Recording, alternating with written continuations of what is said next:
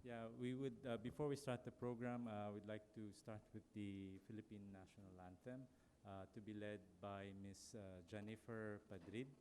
And may we request everyone to Please rise. please rise. Thank you.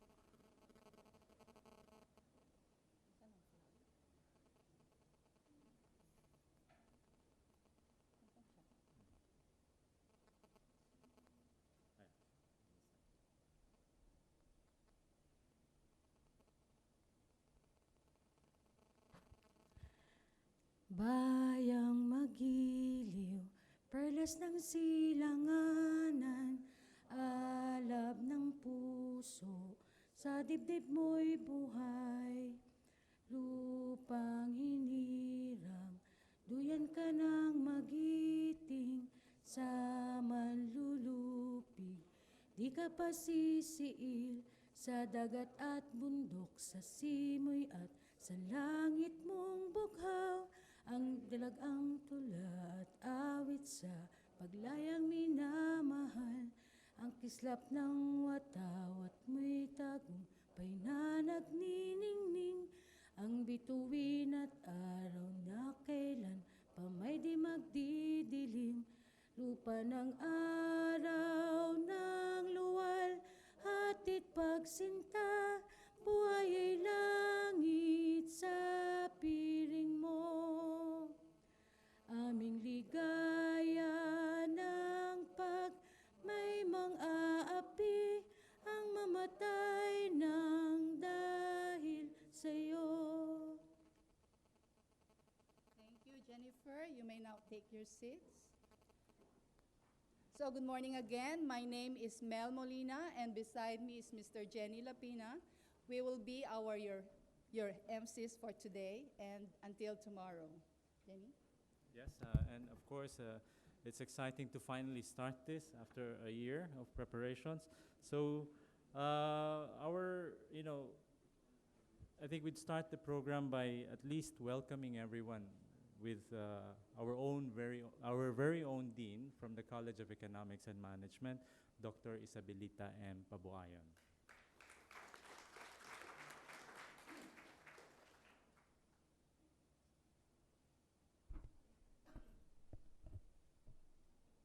University of the Philippines Vice President for Public Affairs, Dr. Jose Dalisay Jr., representing our President, Attorney Danilo Concepcion, University of the Philippines Los Baños Chancellor, Dr. Fernando C. Sanchez Jr., other UPLB officials, Professor Emeritus Dr. Mohammed Nordin bin Hassan, CIRCA Executive Director, Dr. Hill Sagigit Jr., our plenary and parallel session speakers, my UPLB colleagues, guests, participants of this conference, ladies and gentlemen, good morning. On behalf of the faculty and staff of the College of Economics and Management, UPLB, I am very pleased to welcome all of you to ICFA 2017. This is the International Conference on Food and Agriculture. In this conference, the Department of Agricultural and Applied Economics of the College of Economics and Management, UPLB, joins the global agenda of addressing the key issues and problems on food and agriculture. The theme, sharing knowledge, creating solutions, capacitating stakeholders of agriculture for future Earth, is very fitting and meaningful. The conference calls for decisive actions to ensure that food is secure for all at all times, and that agriculture will ensure a sustainable flow of benefits to all stakeholders now and in the future. Today, the Academe marks another milestone in partnering with the food and agriculture stakeholders.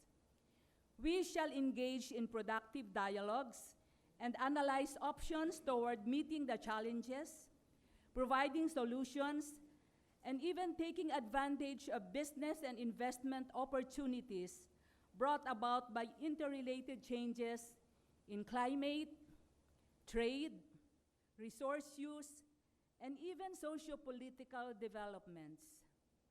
We will share knowledge, expertise, and experiences that could translate into policies and various forms of partnerships toward a better future for all.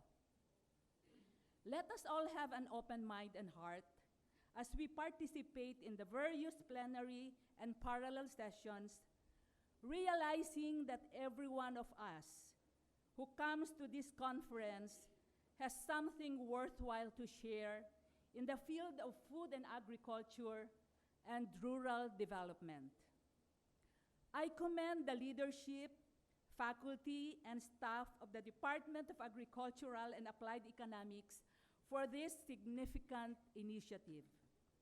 Your distinctive contribution to the growth and development of food and agriculture in the academic, research, and public service fronts in the past 97 years are notable. I wish to thank UP and UPLB for supporting us in this endeavor. I acknowledge our distinguished keynote, plenary, and parallel session speakers, and all our partners, especially CIRCA. And I appreciate the effort of every participant who is with us today until tomorrow. I wish everyone a fruitful and enjoyable two-day conference. Maraming salamat po at mabuhay. Thank you, Dean Pabuayon. Here to welcome us, formally also to UPLB, is our youngest Chancellor, Dr. Dindo Sanchez Jr.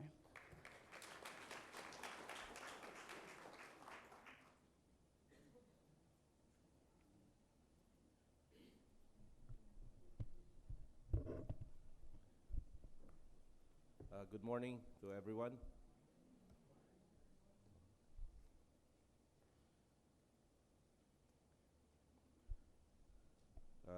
To the President of the University of the Philippines, Attorney Danilo Concepcion, being represented here today by Vice President for Public Affairs, Jose Butch Dalisay Jr. To the Executive Director of CIRCA and our partner, Dr. Hill Sagigit Jr., to the Dean of the College of Economics and Management, Dr. Isabelita Pabuayon, to the Chair of the Department of Agricultural and Applied Economics, Dr. Maria Eden Piadoso, to our keynote speakers, Dr. Mo Nordin bin Hassan, our Honorable Secretary of the Department of Science and Technology, Dr. Fortunato de la Peña, to our plenary speakers, Dr. Howard Buis, Dr. Bruce Tolentino, Dr. Paul Teng, Dr. Rodel Lasco, Dr. Eric Wales, Dr. Ramon Clarete, Dr. Ruel Briones, of course, to our former Chancellor, Dr. Ruben Villarreal, Dr. Reynaldo Ebora, and Dr. William Dar. Members of the UPLB Executive Committee, distinguished guests, to our alumni, to the members of the academe, government, agencies, research and development institutions, ladies and gentlemen, magandang umaga po sa ating lahat. It is my pleasure to welcome everyone to the 2017 International Conference on Food and Agriculture, or ICFA. And to our returning visitors, I guess it would be more fitting to say welcome back to the University of the Philippines, Los Baños, and to our alumni who have traveled all the way here to present papers, welcome back home. We are only 2 months into the year, and I'm happy to note that the university has kept the ball rolling when it comes to holding important learning events such as this one. In January, CIRCA and UPLB hosted the pre-conference meeting for the 22nd International Conference of the Society of Human Ecology, which will be held in November this year. And just 2 weeks ago, our Interdisciplinary Study Center for Integrated Natural Resource and Environment Management staged the first international conference on integrated natural resources and environmental management. I congratulate and commend the College of Economics and Management, faculty and staff, particularly the Department of Agricultural and Applied Economics, led by Dr. Eden Piadoso, for organizing the first edition of ICFA.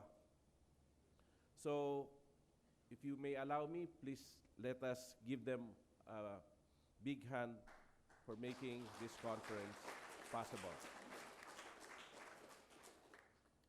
So what caught my attention when I first found about the conference theme, sharing knowledge, creating solutions, capacitating stakeholders of agriculture for future Earth, were the last two words, future Earth.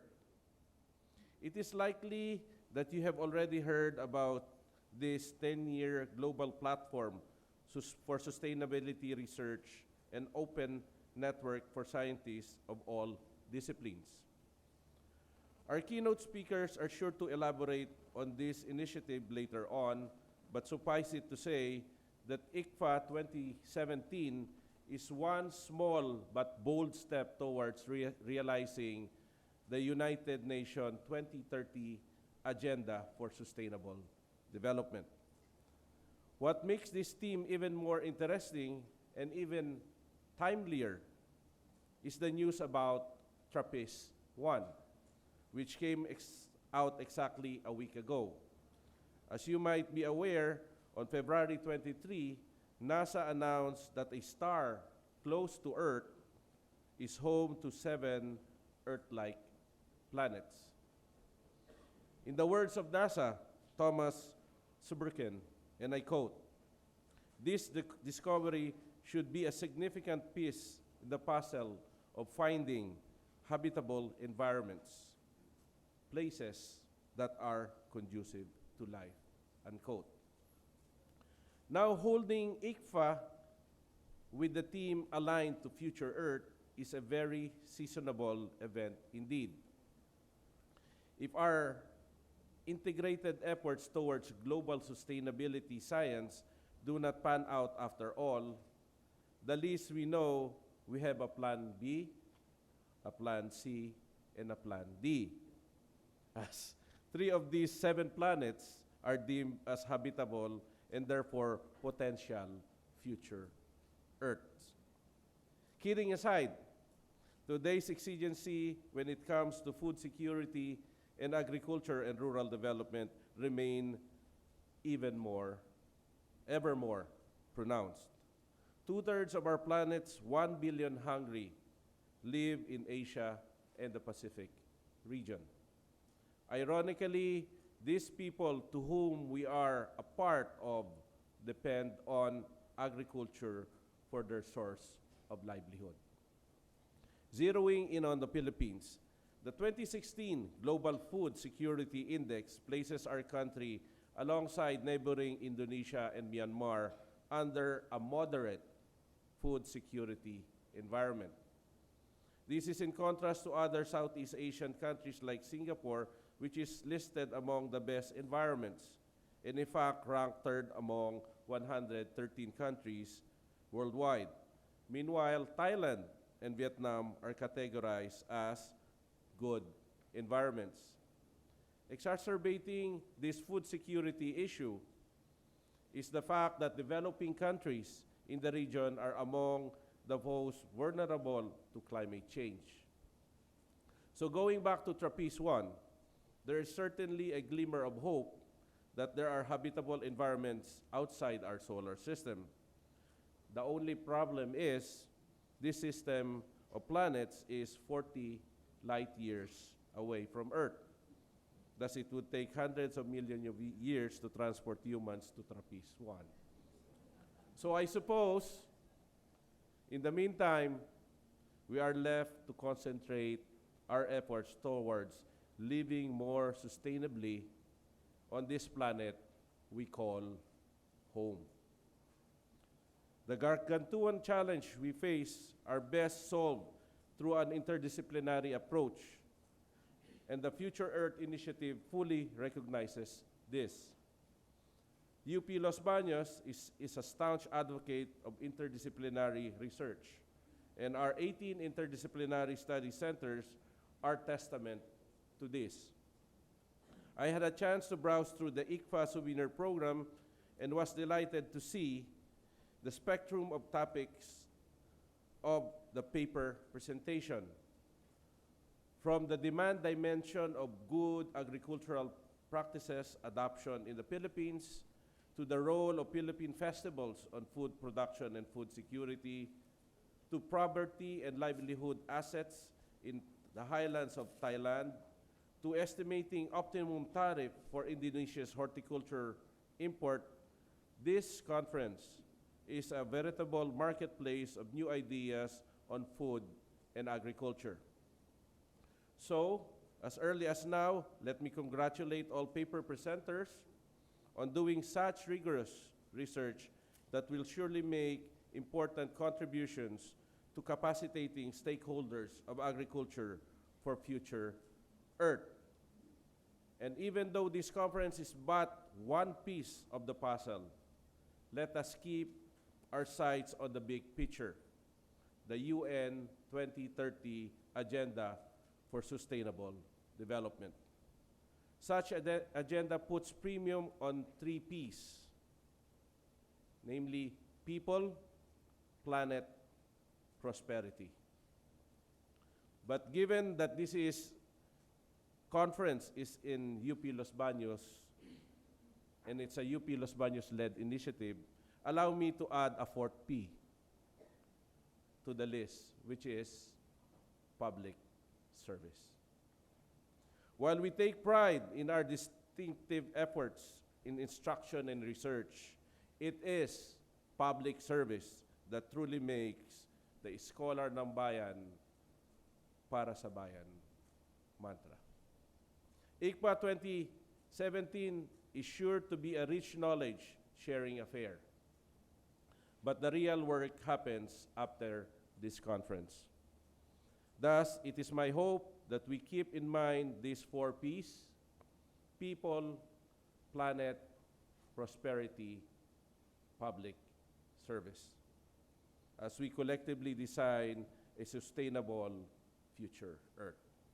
Thank you very much, and I wish everyone an insightful and inspiring conference.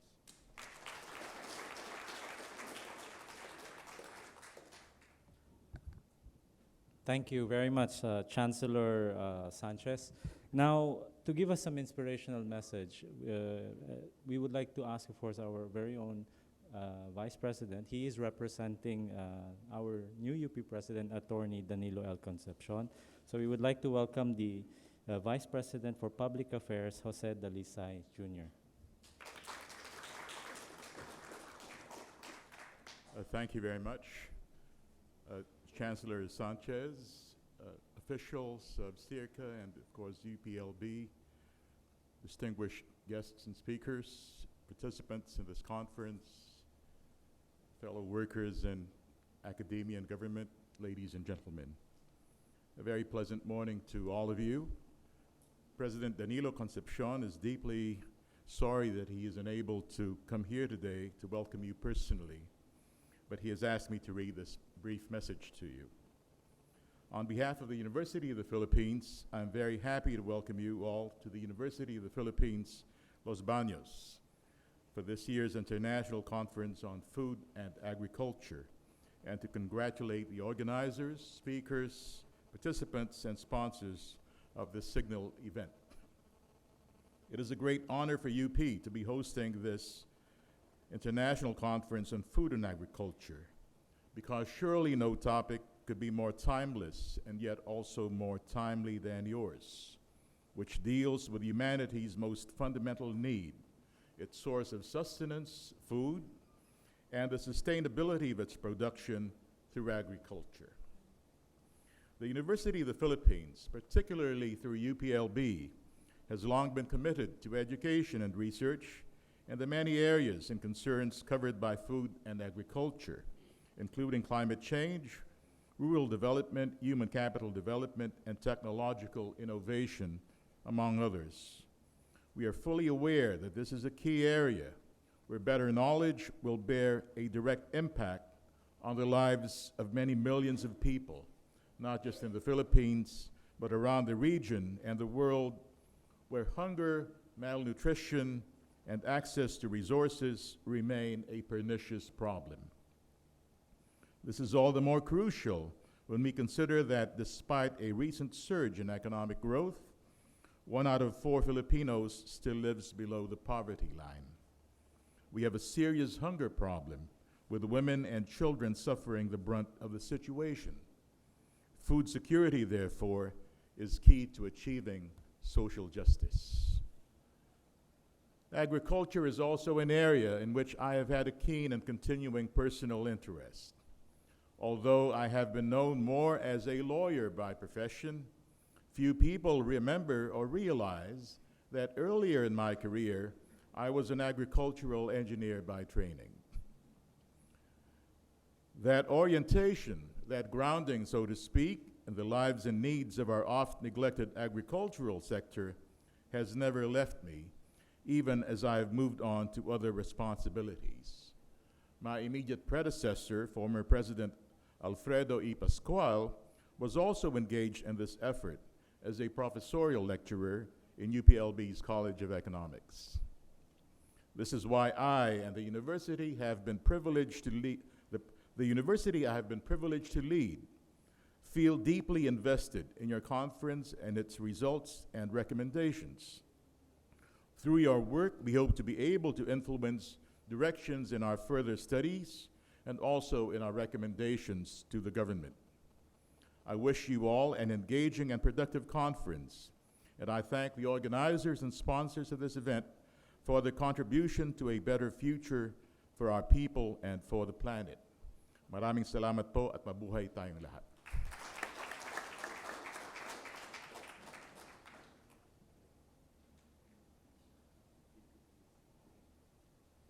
Thank you, Bifi Dalisay. May we call on now our Chair of the Department, Dr. Maria Eden S. Piadoso.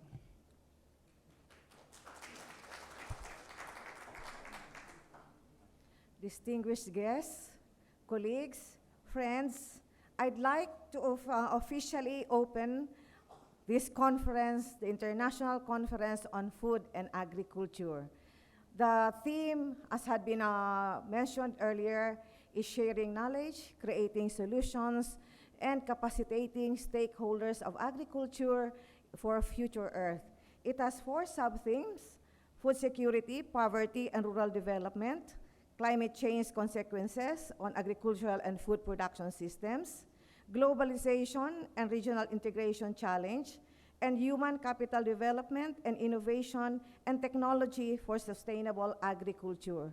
It took us quite a long time to prepare for this conference. Actually, it took us 1 year. There had been problems, but I took it as challenges to be surmounted. And close to the finish line, I have seen how our department had become unified in attaining our goals of hosting this international conference on food and agriculture, and I'm so happy with the result.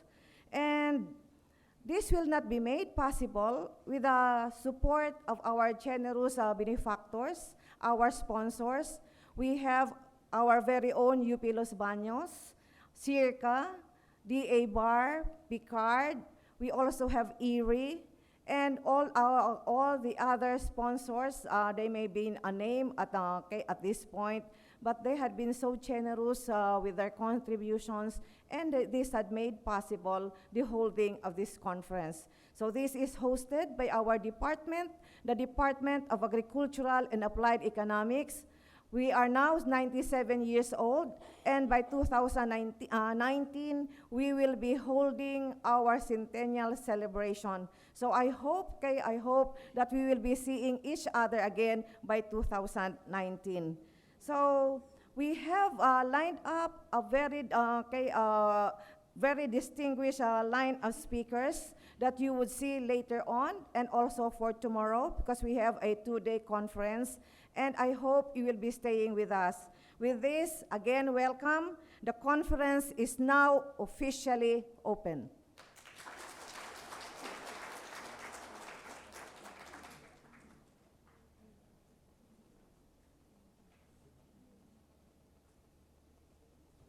Thank you, Dr. Piadosa, for that opening. And now for our keynote, of course, we would like to call our first speaker. We have 2 keynote speakers for today. Of course, all right, I think there's a suggestion from the floor because we're waiting for our Honorable Secretary for DOST. He's on the way. But before he comes, would the group mind to have a group photo? There's a suggestion on the floor that we have a group photo, a very quick group photo, in the interest of time. We're trying to catch up with time, actually. We started about 30 minutes late today. But we're catching up. The speeches are very, very well timed. So if there are no objections, we would invite, of course, our guest speakers in the front, and then all the other participants behind, all the way up to the stage. And our photographer will help us arrange, I think. So the speakers first in the front, yep. Right here. And then we will have just behind the speakers, all our participants would join. If that's okay for everyone, please. Thank you.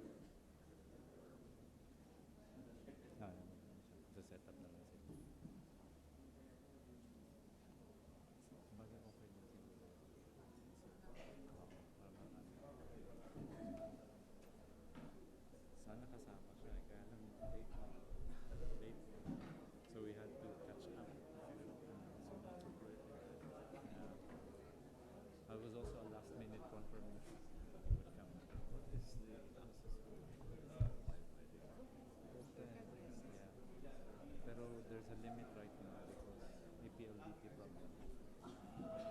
But it should connect once the lineup becomes available. So may we invite all the participants at the back. You are also included in the picture. So behind the guests or behind at the stage also.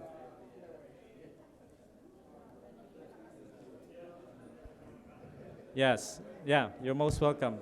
Behind the guests, and then all the way to the stage, pwede rin po. Pwede po sa ating ano. Meron po tayong photographer sa harap. Mamaya, pagdating po nila, sasabihan natin sila. Sa taas yung iba. Sa kabilang side din. Pwede rin.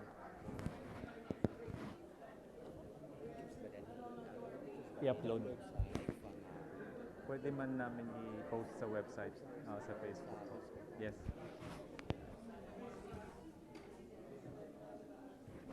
So while everyone is lining up, we would like to also inform you that this conference is actually live at UPLB. No? If you go to UPLB live streaming, it's actually live. So please occupy upstairs at the stage. Up at the stage. Thank you. Dito tayo sa ano. Dito tayo. Kita ka ba? Dito sa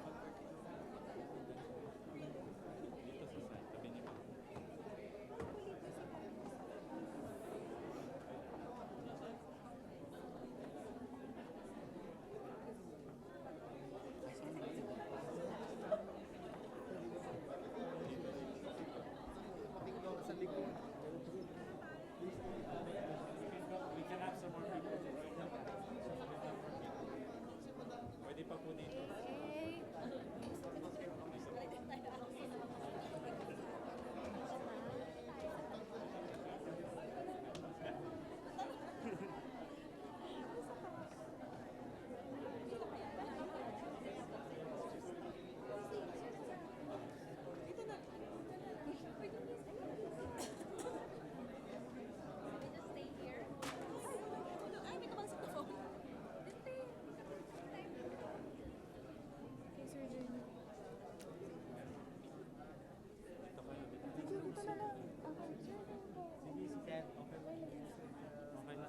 tayo.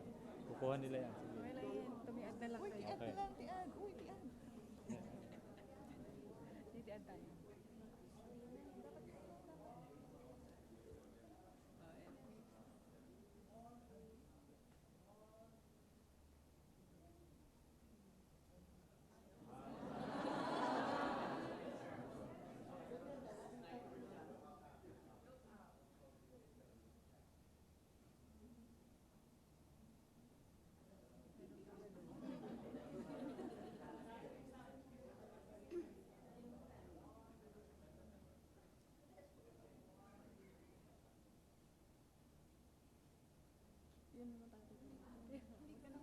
Huwag ka nang lumiti.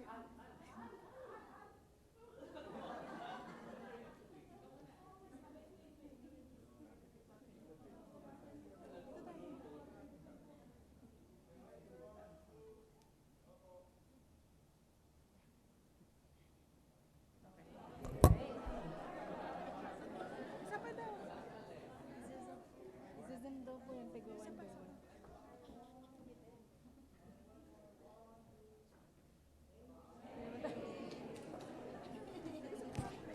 Ano tayo dyan?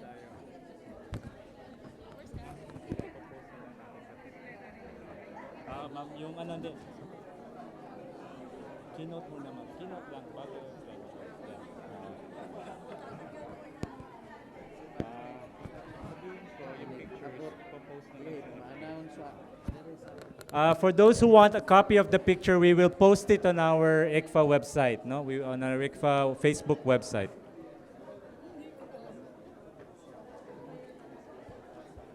We'll ask the secretariat to email everyone for the link.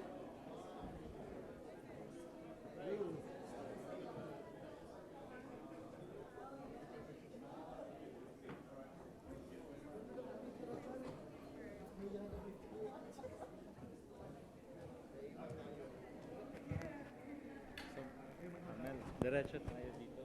Kay Dr. Hassan na tayo. Dito na. Ako ba yan? Hindi.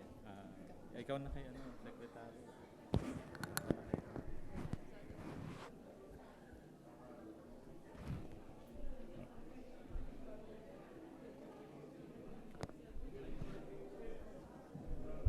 All right.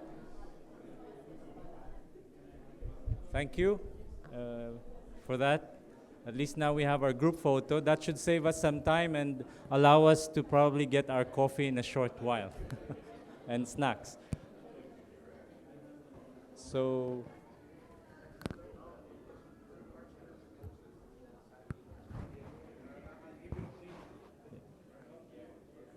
we'll just let our speakers ng konti.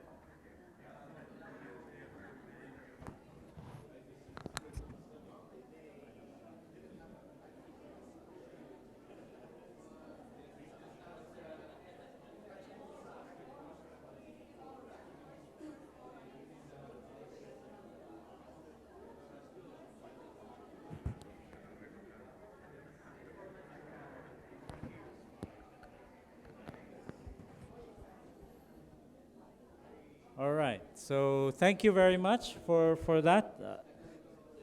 As I said, we will post those pictures at the Facebook page of the conference. Now, if we may continue our program, we're very fortunate, as I said earlier, before we broke off for the photo opportunity, we are very fortunate to have two keynote speakers for the day. But while waiting for the Honorable Secretary, the OSC Secretary, we would like to call our first keynote speaker, Dr. Mohammed Nordin bin Hassan. He is the chairman of the chairman for the Regional Advisory Committee for Future Earth Asia. He's also Professor Emeritus of the Institute for Environment and Development, University Kebangsaan, Malaysia. Welcome, Dr. Hassan.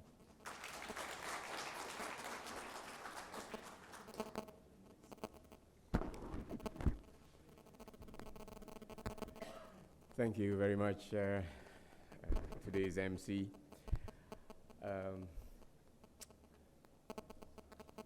Dean Professor Pebuyuan. I think yours is about the only name I've got right. And hence, I'll just move on and say my greatest pleasure to be here, and also to welcome all the distinguished officers and officials and partners from CRCAR and UPLB to this conference. Thank you very much for inviting me to provide this keynote lecture on food and agriculture and Future Earth.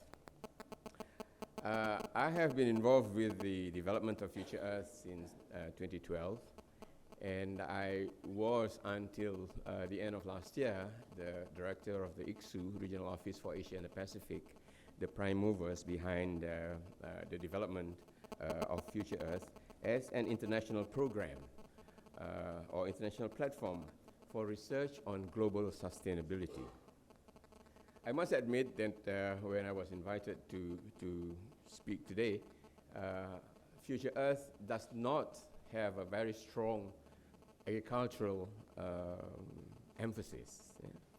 The emphasis for Future Earth is actually Earth system science, but agriculture sits within that, yeah, and I'll show you how it is linked.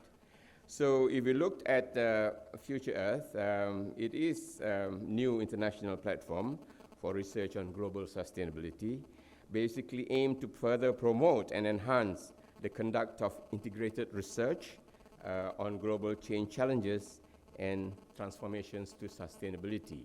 So I was very heartened this morning to hear that in this part of the world we are very experienced in doing integrated research, not only in agriculture but also in other aspects of study. Oh, sorry. Forward. Okay. So basically, we realized that in order to bring the Future Earth framework into the minds of people who are working with knowledge generation, we require a strengthening of the capacities of stakeholders in transdisciplinary research in order to achieve more effective sharing of knowledge and enhance partnerships between researchers, funders, and the users of research. And this is where the topic of the talk today. Yeah? Basically, in Future Earth design,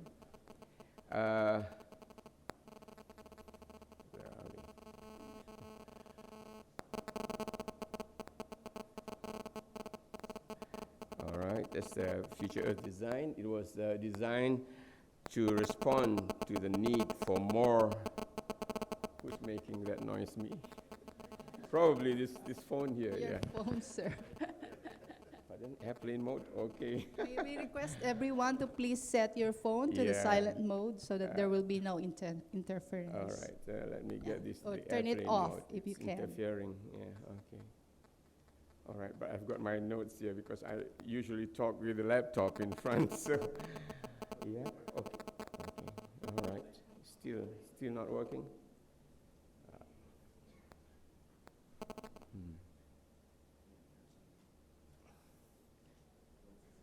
Sorry, this is the first time I'm trying this method of referring to my presentation. Otherwise, I would have to keep turning back onto the screen. Maybe that's the better way of doing it, yeah? Okay.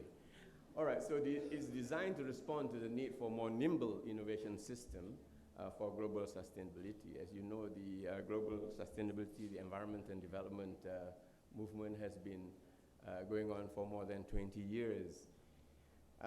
And also there is a need to respond to the growing rates of change around the globe and the resource depletion globally.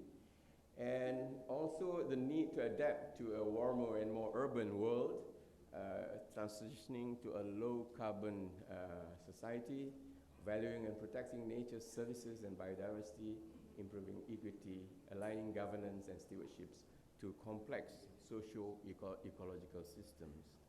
I think this is important that we now begin to think of communities, societies, as complex ecological systems. Yeah, because for a long time we work in silos and we do not see how the systems interact with one another. And making sure, of course, that humanity can feed more than 9 billion people within planetary boundaries and the economic means of societies.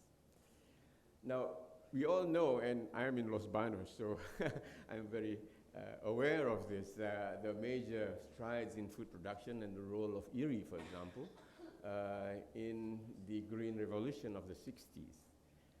What was a landmark was the development of rice cultivars that had much higher yields and met the needs of the population in the region, including IR8.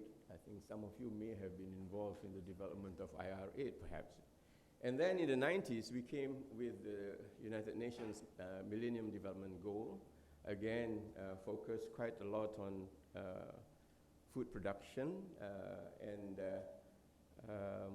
poverty eradication, which has been more or less a permanent feature of the UN programs, which means that we still have not achieved the objectives of poverty alleviation, because also the FAO estimates, for example, this is from a 2015 report, that 1 in 9 people are still suffering from hunger throughout the globe, and in East Asia, almost 10%, and somebody mentioned 10% this morning, so I think I'm confident of the numbers here. Almost 10% of our population remains undernourished during the same period of 2014 to 2016. But within Future Earth, as I mentioned earlier, the main focus is on food production in the nexus with energy and water. So we heard also earlier about, or there is a paper coming up on the nexus, but basically within this topic of research is the idea to support the goals of achieving global sustainability, providing the knowledge needed to understand how the interactions between water, energy, and food are shaped by environmental, economic, and social and political change. And also how the synergies and trade-offs among them can be better planned and managed. So we ought to be moving towards a more holistic system of planning and management. Within the UN context, if you look at the topic Future Earth, it's not about those new planets that we've just discovered, or about space travel or spaceships, yeah? But basically, it arose from the UN concept of the future we want, which was the theme in the United Nations Conference on Environment and Development, Rio Plus 20 in 2012. And basically, the aim is for poverty eradication, human security, inclusive economic growth, social development, environmental protection, and the usual range of activities. And more importantly, under the Millennium Development Goals that came out of the Rio Plus 20 in 2012 is the right to adequate standard of living, including the right to food, which is one of the Millennium Development Goals.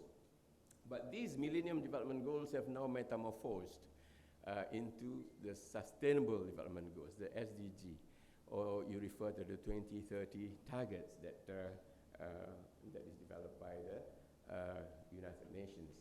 Basically, food production and ending hunger and food security is very high on the list of Sustainable Development Goal targets.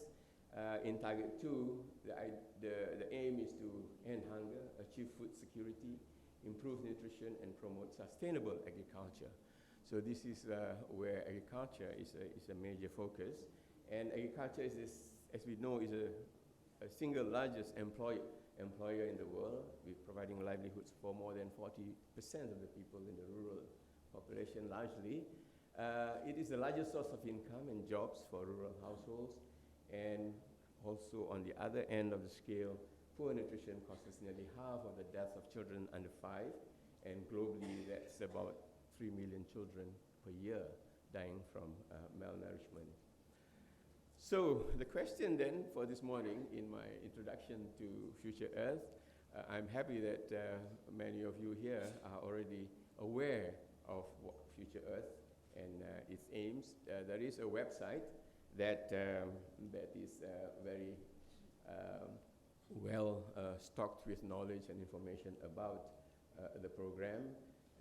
And you will see this logo of EA, basically Earth, as a Future Earth logo. What happened? Okay. So in the context of this keynote and the topic that was given, what I will talk about in relation to Future Earth is actually the sharing of knowledge, the creating of solutions, and the capacitating of smallholders. If you look at the photos underneath, the two from the right is actually from the Philippines, but the third is a recent one from Egypt, where it relates to the creation of solutions when you have a severe constraint in water supply for irrigation, for example. There is an Egyptian invention that says that it cuts rice production, irrigation water need by half. So those are the kinds of solutions that would be needed towards achieving sustainable agriculture. I will now just move on to the details of Future Earth for your information. It was developed by ICSU and its partners, and I will show you in the next slide who the partners are. And it was launched in 2013. It is not specific to agriculture, but builds on elements of global change and Earth system science that has strong bearing on agriculture. So we hear very often the role of agriculture or what affects agriculture in terms of climate change, for example. So that's an Earth system science. It includes research on climate systems, oceans, land-water interface, oceans, and in the UN, we've just finished the oceans conferences, the land-water interface with links to effects of food production systems and sustainability. And the key to success, as identified by the organizers of this conference, is sharing of knowledge, building the capacity for solutions-oriented research, and working with Earth systems. One of the key words here is systems, solutions-oriented research, because ICSU and its partners in the past, who are the partners, has been focusing on science within a natural systems context. But now we want to move that to a holistic science, combining the natural sciences with the social sciences, with development science, towards solutions, doing and developing solutions-oriented research. So I mentioned that this was developed by ICSU and its partners. Its partners are these organizations here, which some of you may know. ISSC is the International Social Science Council, the WMO, UNEP, UNESCO, UNU. Bellman Forum and ICFA are the international funding bodies related to science and technology. Future Earth didn't start in a vacuum. It actually grew out of these four global environmental change programs of ICSU. And as you can see, all our understanding, our knowledge about climate change was actually derived from an ICSU-initiated World Climate Research Program that was established in 1980. So it has been more than 40 years in existence, the program. This is still going on. Other programs, the Global IGBP program, some of you may know, the LUCC research, are all part of the Global International Geosphere and Biosphere program, basically designed to help us understand geosphere and biosphere and Earth systems. Diversitas, whoops, where did we go? Diversitas is the biodiversity program, and IHDP is a latecomer to the whole suite of research programs, which was the International Human Dimensions Program. So as you can see, driving the process for this Earth system science were actually very natural sciences, then trying to bring in the Human Dimensions program. And in 2001, all 4 global programs got together to develop the Earth System Science Partnership. But we realized that this is insufficient, and therefore, in 2011 and 2012, we developed the Future Earth design that brought forward Future Earth, launched in 2013.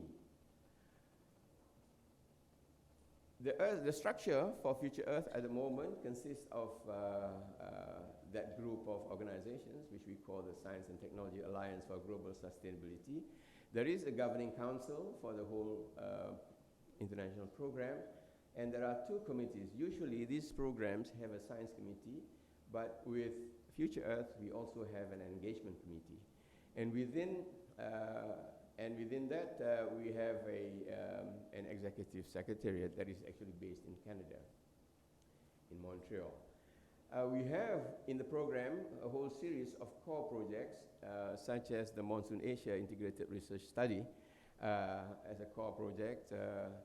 And we have other activities which are not considered core, but have just started and has been recognized as a Future Earth activity. The research teams, 3 major research teams: transformations to sustainability, dynamic planet, and global development. So transformations to sustainability is the social science element in the whole program. Dynamic planet is the Earth system science type work, and global development is the development science and economics type work. Dynamic planet basically focuses on explaining, observing, understanding, and projecting the Earth systems, basically, and their drivers, their interactions, and how do you expect global thresholds and risks. And this includes the program on tipping points.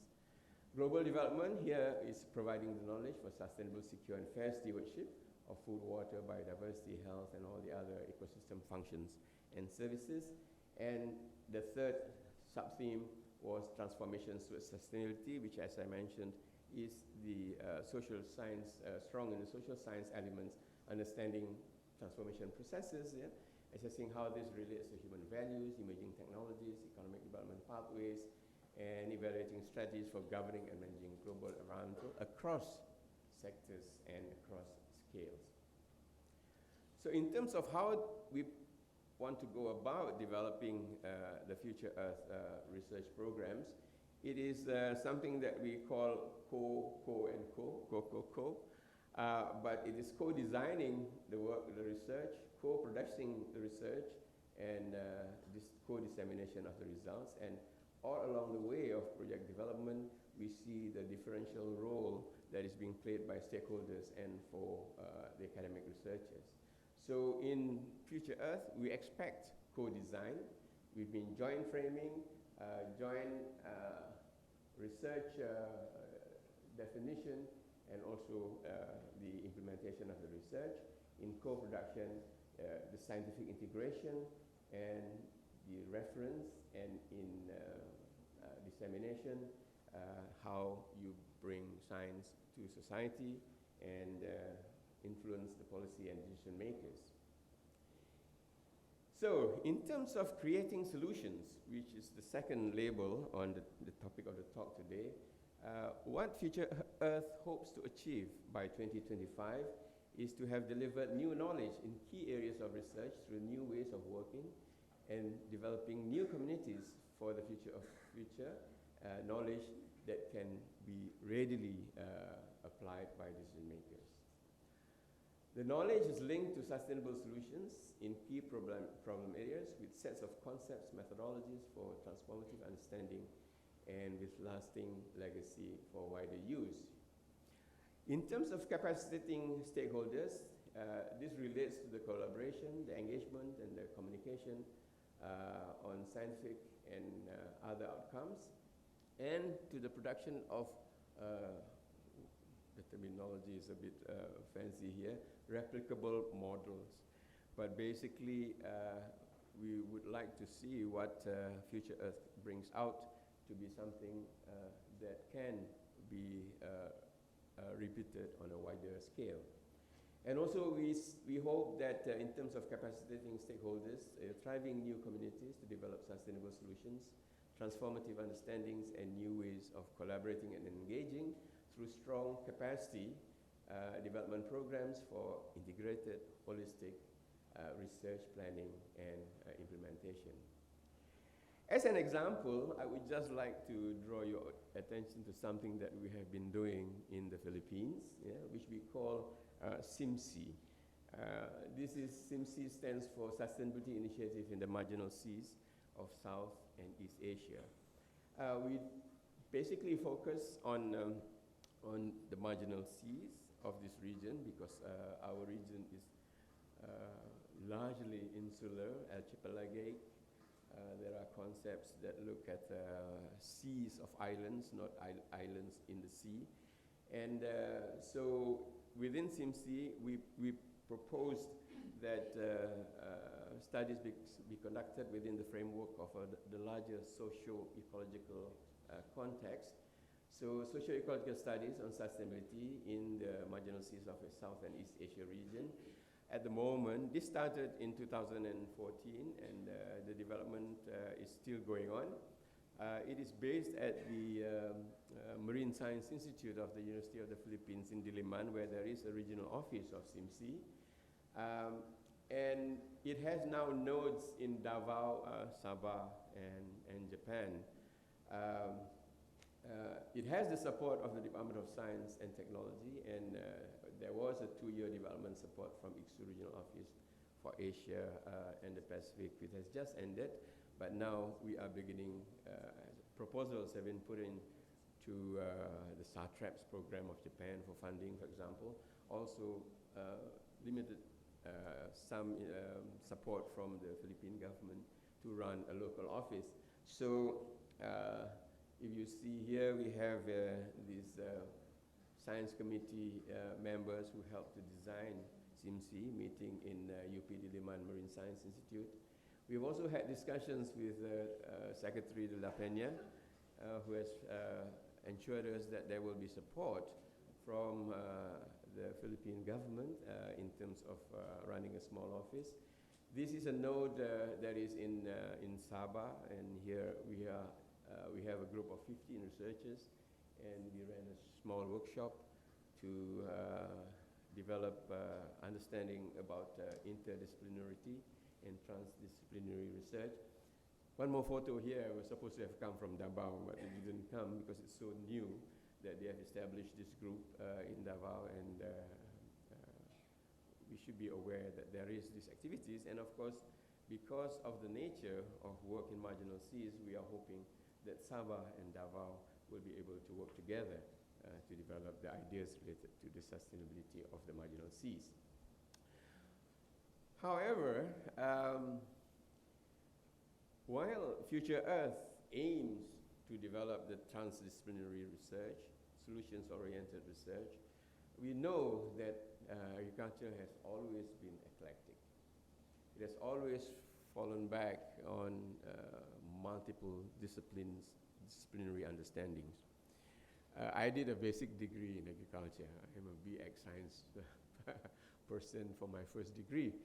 And in those days, we were taught anything from rural psychology to agricultural engineering, from agricultural microbiology to anatomy of animals.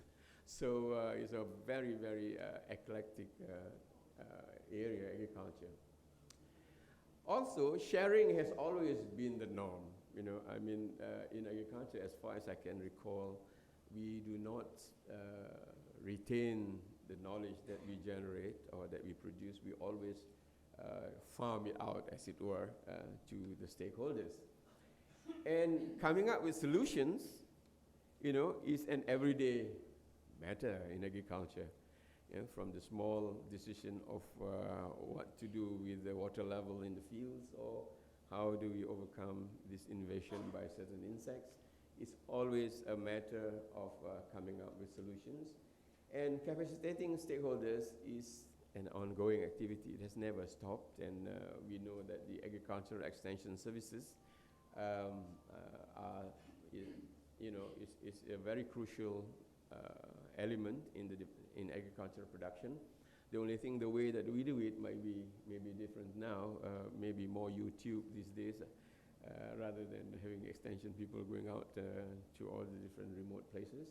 And Future Earth can only hope to bring agriculture and food production closer to producing sufficient food for everyone within planetary boundaries and the Anthropocene. So this may be the only new concepts that come in, the planetary boundaries and also the Anthropocene. But planetary boundaries is only another expression of what used to be called limits to growth, natural resource limits and whatnot. But now we probably take it within the context, more within the context of global sustainability of life on Earth, basically. So in conclusion, I couldn't resist putting up this, this photo. Basically, what Future Earth offers to agricultural research and development work is blue sky, really. Yeah. It's up to our imagination on how to fit agricultural research and production within the context of the ideals of Future Earth. But the second element in this picture is this migration, migrating geese. Yeah. We need to migrate thinking, migrate, maybe even people these days are migrating. And we have leaders and followers. And we have followers who are strict followers, and we have followers who are slightly off the line of transfer. So we now live in this very diverse world of social media and internet and the mobile phone, and which is accessible to every individual farmer out in the field. And there are new ways that these are ways that there is greater connectivity between communities, between people, between researchers, and you are not limited, as an individual, you can express your view through social media and other more recent means. So there is this revolution going on, and no longer do those tree-like hierarchies determine how things should be done. Things can be done in a very anastomosed and connected world under the current environment. So that basically is what I would like to present before you. The website, you can just Google Future Earth. There is a main website of Future Earth, and there is a Future Earth website, Future Earth Regional Center in Asia, for Future Earth in Asia, that is based in Kyoto. So I hope that you will find the information in those websites and the context for your work. Of course, I will be also encouraging, enhancing the interests of Future Earth to sustainable agriculture. Because traditionally it has been focused on the natural sciences, the emphasis on applied sciences is not as great as it can be.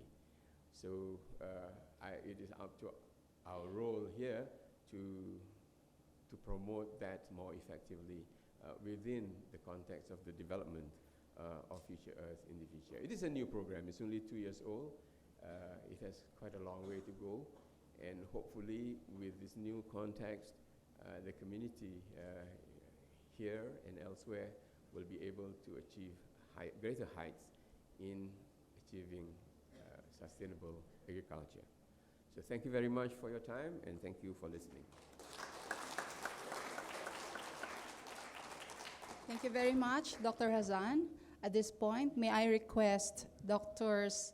Pabuayon and Piadoso to please help us in handing the certificate of appreciation and token to Professor or Dr. Hazan.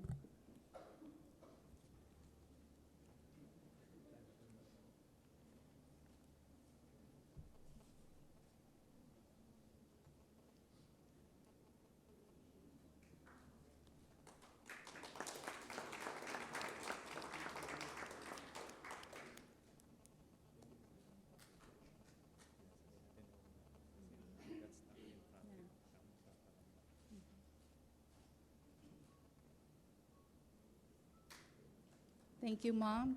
Thank you, Dr. Hassan. We learned that the secretary is still stuck in the traffic in Calamba.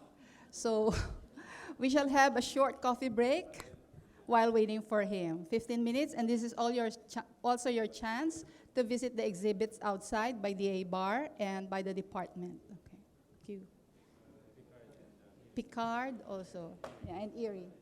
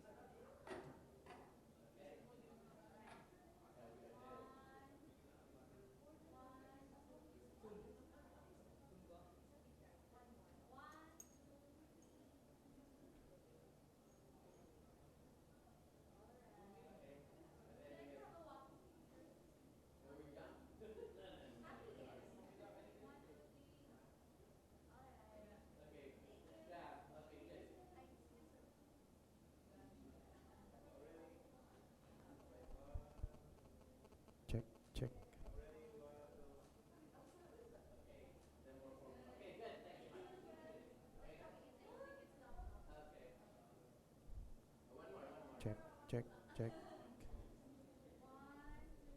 Check.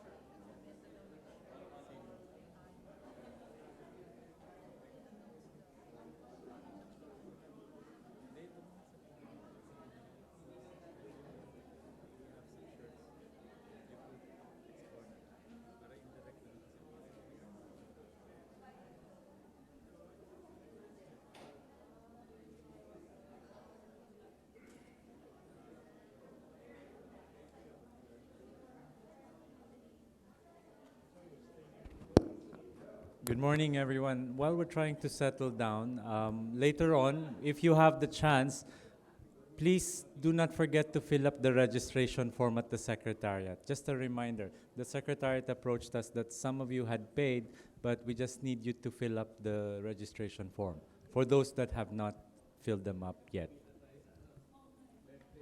So while we wait, we're just trying to get everyone in, and we will start the second session.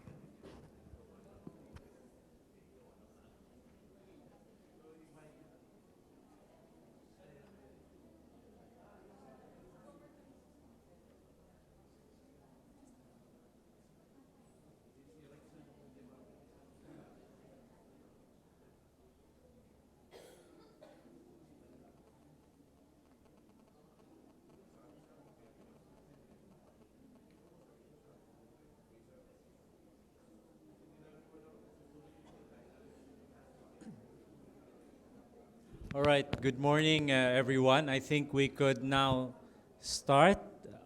We hope that you had a nice coffee break. We are slightly delayed, but we're doing okay. We're doing okay with the time. I think we're able to adapt because we have a long lineup of sessions in the afternoon, so we're trying to catch up as well with the time. So again, good morning to everyone. We are very thankful today to have for our, as I said earlier, we have two keynote speakers, and our second keynote speaker for the day, we are very thankful to have him, our very own the Secretary of the Department of Science and Technology. And we welcome Honorable Dr. Fortunato T. de la Peña. So.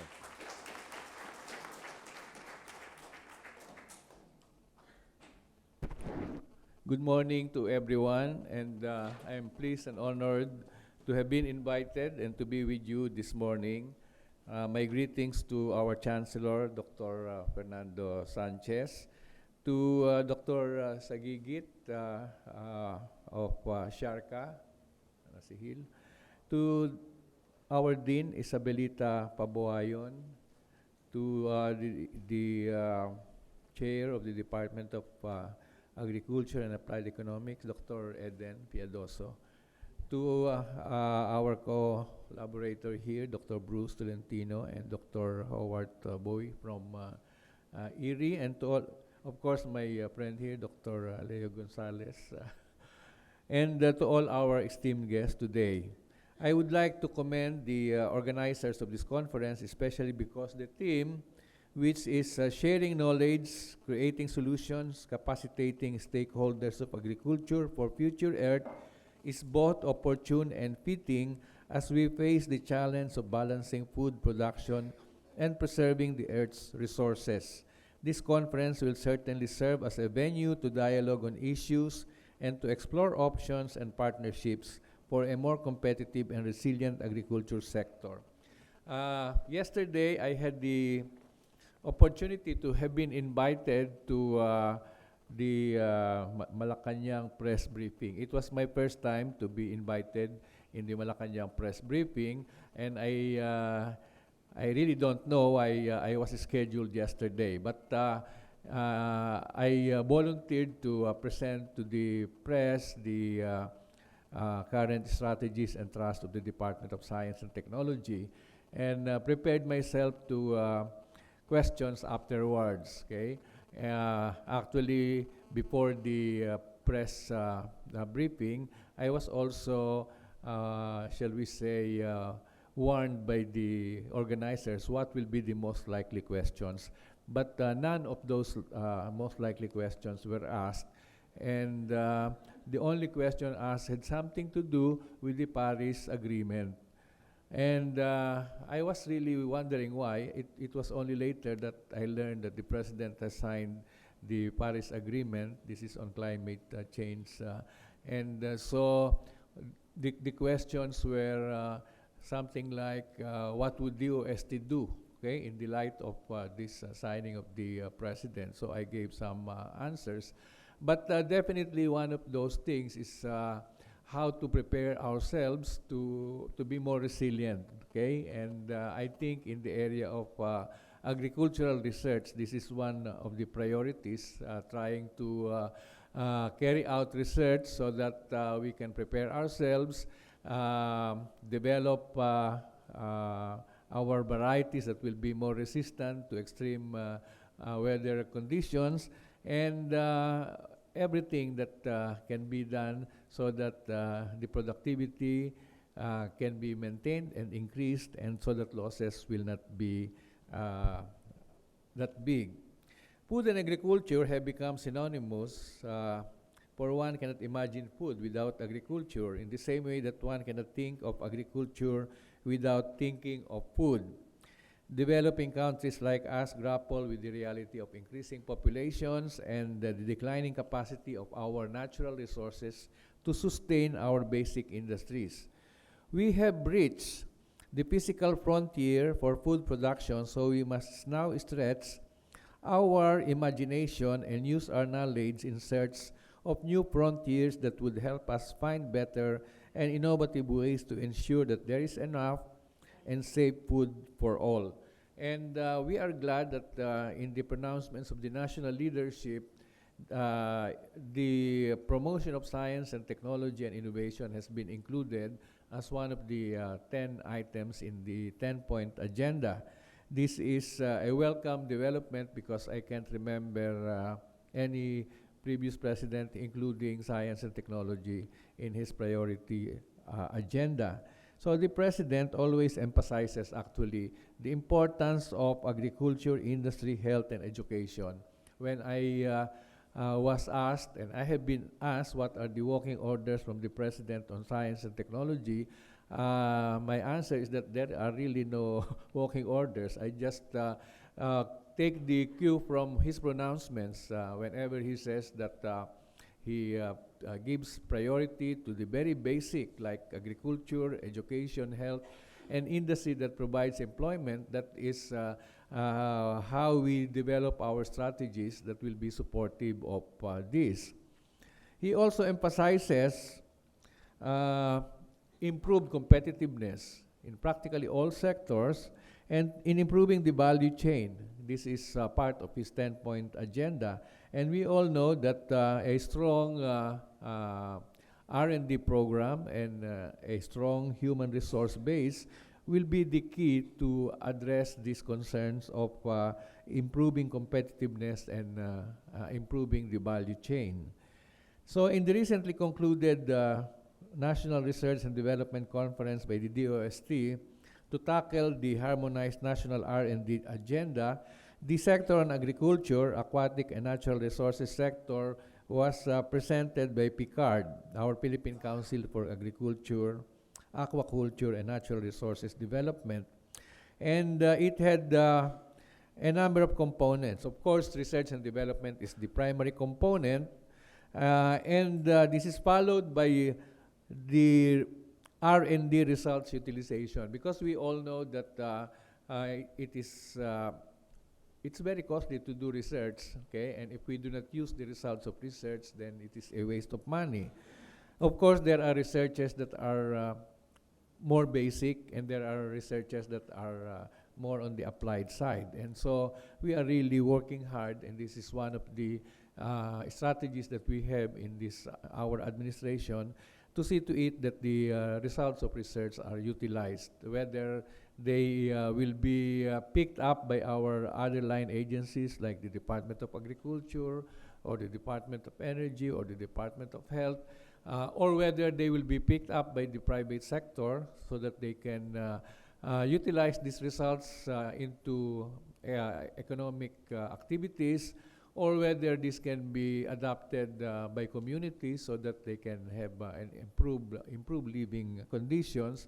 This will be our trust, and that is why I stress the fact that we really have to go out and seek partnerships with groups like the local government, with line agencies, with business, so that these results of R&D can be put into good use.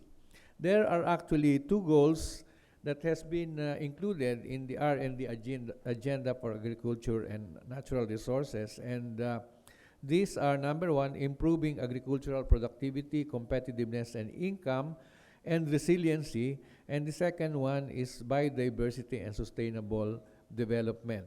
So under the first goal of improving agricultural productivity, the consensus is that we will go into the use of advanced and emerging technologies, okay?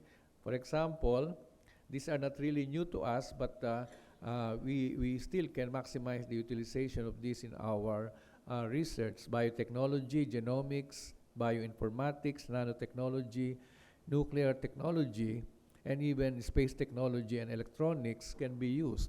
So in research in agriculture now, particularly when we talk of smart agriculture, we use all these technologies that cuts across, whether it is in agriculture, health, industry, and environment. And so there have been big investments in these areas.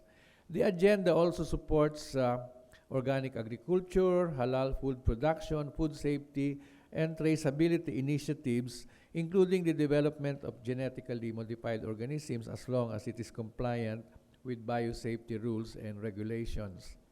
In addition, this harmonized agenda supports farm mechanization, which is actually mandated in Republic Act 10601, otherwise known as the Agricultural and Fisheries Mechanization Law, to modernize the sector and increase agricultural productivity. And there is one program that we have at the Department of Science and Technology, which actually is an assistance to small and medium enterprises. We call it the Small Enterprise Technology Upgrading Program.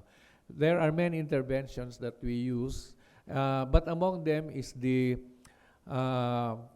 making the SMEs, or the small and medium enterprises, capable of acquiring necessary hardware, technology, and equipment that can improve their productivity, their quality, and their capacities. And there are many sectors which we cover. For example, food processing is actually getting the bulk of this program. About more than 50% of our clients or beneficiaries are into food processing, which is, of course, adding value to our agricultural produce.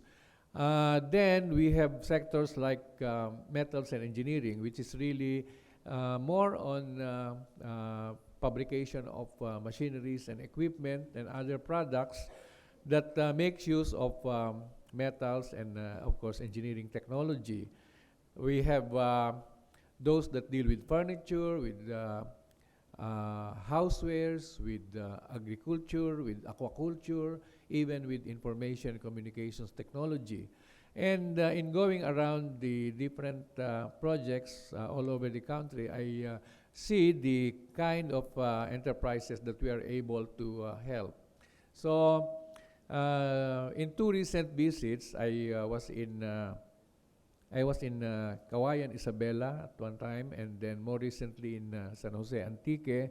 And there were one company each in these places that I visited that benefited from our program in procuring equipment and hardware. And these two are engaged in farm machinery and equipment production. In Kawayan, Isabela, I was impressed because it was already a medium-sized enterprise. And I found out that the company is actually now a consortium of smaller companies. Originally, the beneficiaries of our program were a number of small companies that were producing farm equipment and machines. And later on, they decided that it will be better for them to band together and form a bigger company. So this bigger company is the one that has been assisted now by our program. And of course, there are other agencies that are also extending assistance. For example, I was impressed by the large infrastructure that they have in a big piece of land, and they told me that the building that they have, where all the production is taking place, was made possible through a loan from the land bank, okay?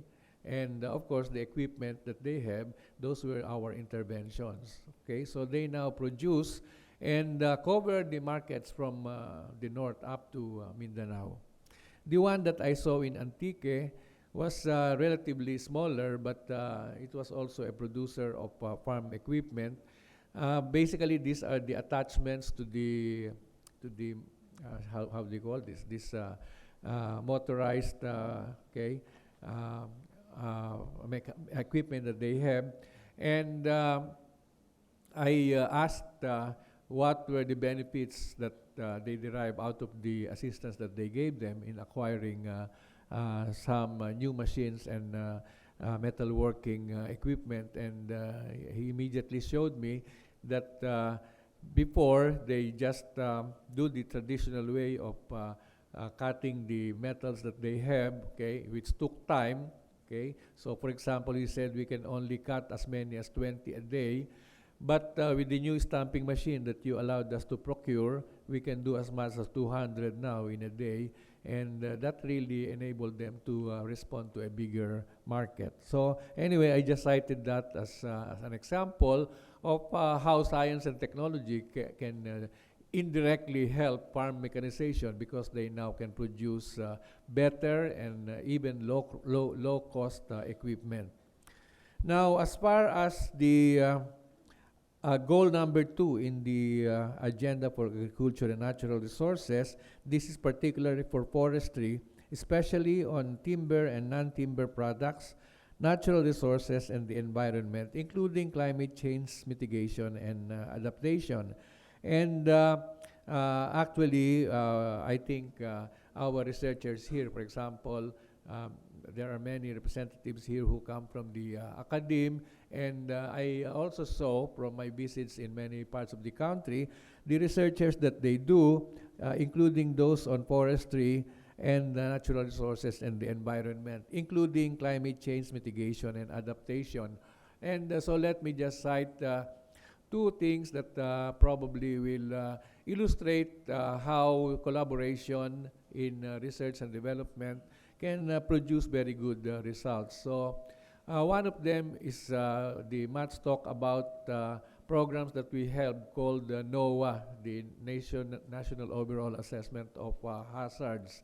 it became quite controversial recently because there was a claim that we are terminating one of the projects. But it was not actually not termination. It was the end of a project because our projects have start dates and end dates. And therefore, once it ends and there are technologies that are developed, then we push them to be adapted. And, well, the research ends, okay? If there is a new research, then we entertain them. But definitely a research cannot go on forever as one research project. Anyway, one of the things that I am highlighting here is the fact that in one component of the project, okay, there were actually about 10 components of the project, and the problematic ones were 2 out of the 10. Problematic in the sense that they wanted to extend it over a long period. Anyway, that was settled, and with discussions with the implementing institution, which is UP Diliman, we were able to settle the issue. Now, but there was one component there which actually is on the hazard mapping, particularly the river basins, because this is very important in disaster preparedness and also in the planning of settlements, okay, land use planning and the settlements planning. And in here, the strategy that was adopted, it started as one research project. It's called field LiDAR, okay? It's a technology which uses light intensity detection, and of course we use airplanes to take the remotely sensed photos. Now, that particular project started as one project at the University of the Philippines College of Engineering in Diliman, but later it was expanded to cover 15 other universities spread all over the regions. And I was really impressed by the progress that was made in the different universities spread all over the countries because of the capability that has been built and the kind of output that they have been producing.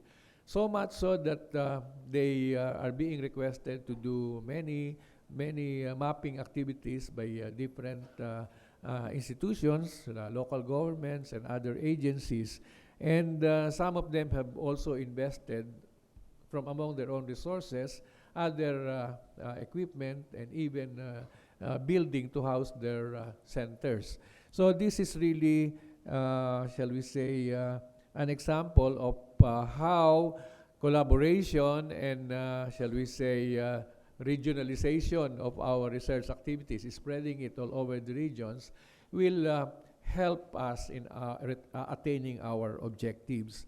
There is another example that I would cite in the case of forestry. I have seen research centers in some universities, okay, in other parts of the regions, and for example, there are universities that focuses on researches involving forestry. Others are focusing on very specific commodities, and this led me to the idea of identifying research centers in the regions, particularly found in the universities, which we can strengthen and capacitate, because I think that is the only way by which we can be more responsive to the needs of the regions. And that is one of the things that the President has always been repeating. He wants to see a hastened development of the region so that the inequality that can be observed can be reduced, and so that the development of the region can be hastened.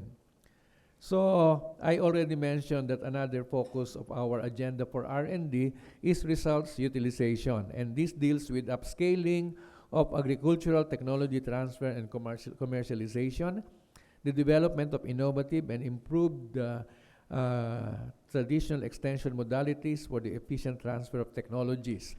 There is one technology that was funded by, the research was funded by Picard, and this is the technology on irradiated carrageenan that is now being used as a food supplement for crops, originally for rice, and it's now being tested for other crops. It was actually a research undertaken by the Philippine Nuclear Research Institute. And it proved to be successful in a way because it did not only result in more sturdy plants, okay, but it also yielded greater yields, okay, and so the rollout is now being scheduled, and this is one of the things that I hope Secretary Piñol will pick up, because the rollout, as far as we are concerned, is really in the hands of the line agencies. But it is also good that when the private sector learned about the technology, they approached PICARD and the Philippine Nuclear Research Institute, and there are at the moment at least 2 private companies who were given licenses to produce the new product, which is irradiated carrageenan juice. So this is being sprayed to the plants.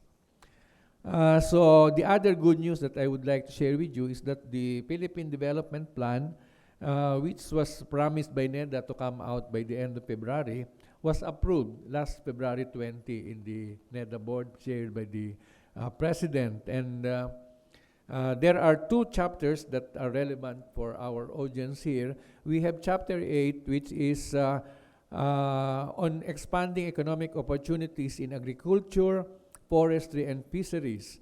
And they have targeted certain sector outcomes. The first one is to expand economic opportunities by increasing productivity within ecological limits, as well as increasing the agriculture and forestry-based enterprises. And the number 2 sector outcome is to increase access to opportunities by small farmers and fisher folk through increased access to value chains, technology, financing, and land and water resources. One of the most important provisions of this chapter, this is the chapter on agriculture, is that it has a goal of increasing R&D expenditures from the present 0.5% of gross value added in agriculture to 1%, which is a doubling of the research expenditures in agriculture. This was actually an input, of course, from the Department of Agriculture. The other chapter, which really makes us happy at the science and technology sector, is a separate chapter on science and technology. Again, this is something new. Chapter 14 is entitled Vigorously Advancing Science, Technology, and Innovations. And the outcomes include, number 1, increased science and technology utilization in agriculture, industry, and the service sectors, including the commercialization and utilization of technologies from publicly funded R&D. And second is increased investments in science and technology-based startups, enterprises, and spin-offs, including encouraging innovative financing schemes and private sector investments. And the third one is enhanced creative capacity for knowledge and technology generation, acquisition, and adoption, including supporting the research and development agenda, and increased funding for human resource development. And the last one is strengthening open collaboration among actors in the science and technology and innovation ecosystem. So actually they reflected science and technology and research in both the chapter on science and technology and innovations and in the chapters in agriculture, as well as in the other sectoral chapters. So the ongoing researches, which will be continued or which will be expanded, are reflected in the chapters on the sectors. So ongoing researches are more reflected on the chapter on agriculture, but the new strategies are reflected more on the chapter on science, technology, and innovation. So new programs like what you have probably heard in the news earlier, the launching of the Space Technology Development Program is reflected in Chapter 14, and also the program on artificial intelligence, because these are relatively new. Again, we take note of the fact, and we are very pleased that the national leadership, well, siyempre, including the Department of Budget and Management, is quite supportive. And just to give you an idea, when we presented the plan on the Space Technology Development Program in the Cabinet, this was last January 9, we were asked whether we want to present something in the Cabinet, and I thought that would be a good opportunity. So I applied, or I signified my intention to present that program. And it was indeed calendared in the Cabinet meeting. I saw that our proposed presentation as number 8 in 10 items in the agenda. So I expected that it will be presented late in the evening. So the meeting, which started at around 3 o'clock, okay, of course, there were many items, and we were item number 8. Item number 7 was the debate on the additional pension for SSS. Okay, so it took a lot of time. Okay, so by the time when we were called, it was already 9:30 in the evening. Okay, so I said I was not too sure about the mood anymore. So just the same, we made our presentation. It was short, about 12 minutes, according to instructions. And I was so surprised because after the presentation, there was a motion from one of the cabinet members who really said very loudly that he is moving for approval of the proposal, and everybody followed. And so I was congratulated because it was the first item approved that evening. Anyway, the other things that are showing good signs are, of course, the support of DBM. Of course, they are not supportive of increases in the number of plantilla items. You know? But when they see that a certain program or project really deserves to be expanded, okay, or established, I can see that they can really come out with the necessary funding. So when the Pag-asa Modernization Act was finally passed into law, immediately DBM responded by providing the necessary funds to procure the equipment that are provided for in the Modernization Act. And just yesterday, I don't yet know how true it is, but our planning and our budget chief reported to me that when they had the first presentation of the what they call Tier 1 budget, okay, at DBM, they approved the doubling of our scholarship fund from 2 billion to 4 billion. I have to check that yet. But definitely this will be a big boost, not only to science, engineering. This will certainly include agriculture. The only problem is that there are not too many applicants in agriculture for scholarships. So I think we have to do something about that. So what is currently on the ground now is the projects that are being funded by our PICARD, Philippine Council for Agriculture, Aquaculture, and Natural Resource Forestry and Natural Resources Development. Of course, DA has also a big budget for R&D, but I just will mention those that are within the DOST PICARD umbrella. And these are actually projects implemented in the various state colleges and universities and the research and development institutions under both DOST, DA, and other agencies. There are 34 industry strategic plans for the agriculture, aquaculture, and forestry sector. And these strategic plans embody the set of interventions, science and technology interventions that are needed to support a particular industry. Of course, these are falling under the category of R&D results utilization, capability building, and policy analysis and advocacy. So it is not only the hard research in the laboratories and in the fields, but it is also policy analysis and advocacy that is included in the program. Anyway, there are a few other things that I would like to mention here before I close. First, I already mentioned that we are adopting a program of strengthening the research capability of the regions, and the first step that we are doing is to identify research centers in the universities that can be strengthened. It can be very commodity specific, okay? The example I gave was actually the first thing that I saw which gave me that idea was when I went to the Nueva Vizcaya State University, and they showed me around at their citrus research center. So I said, I think they're doing a good job, and we should provide more support for this. And actually, in going to other regions, you can see other very commodity-specific research centers that I think deserves to be supported. Then this is another one, is the idea of partnerships. During the last National Science, well, actually, it was the anniversary celebration of PICARD last July. I was there, and one of the features of the program was the signing of agreements between PICARD and a number of partners. And most of these partners have been involved.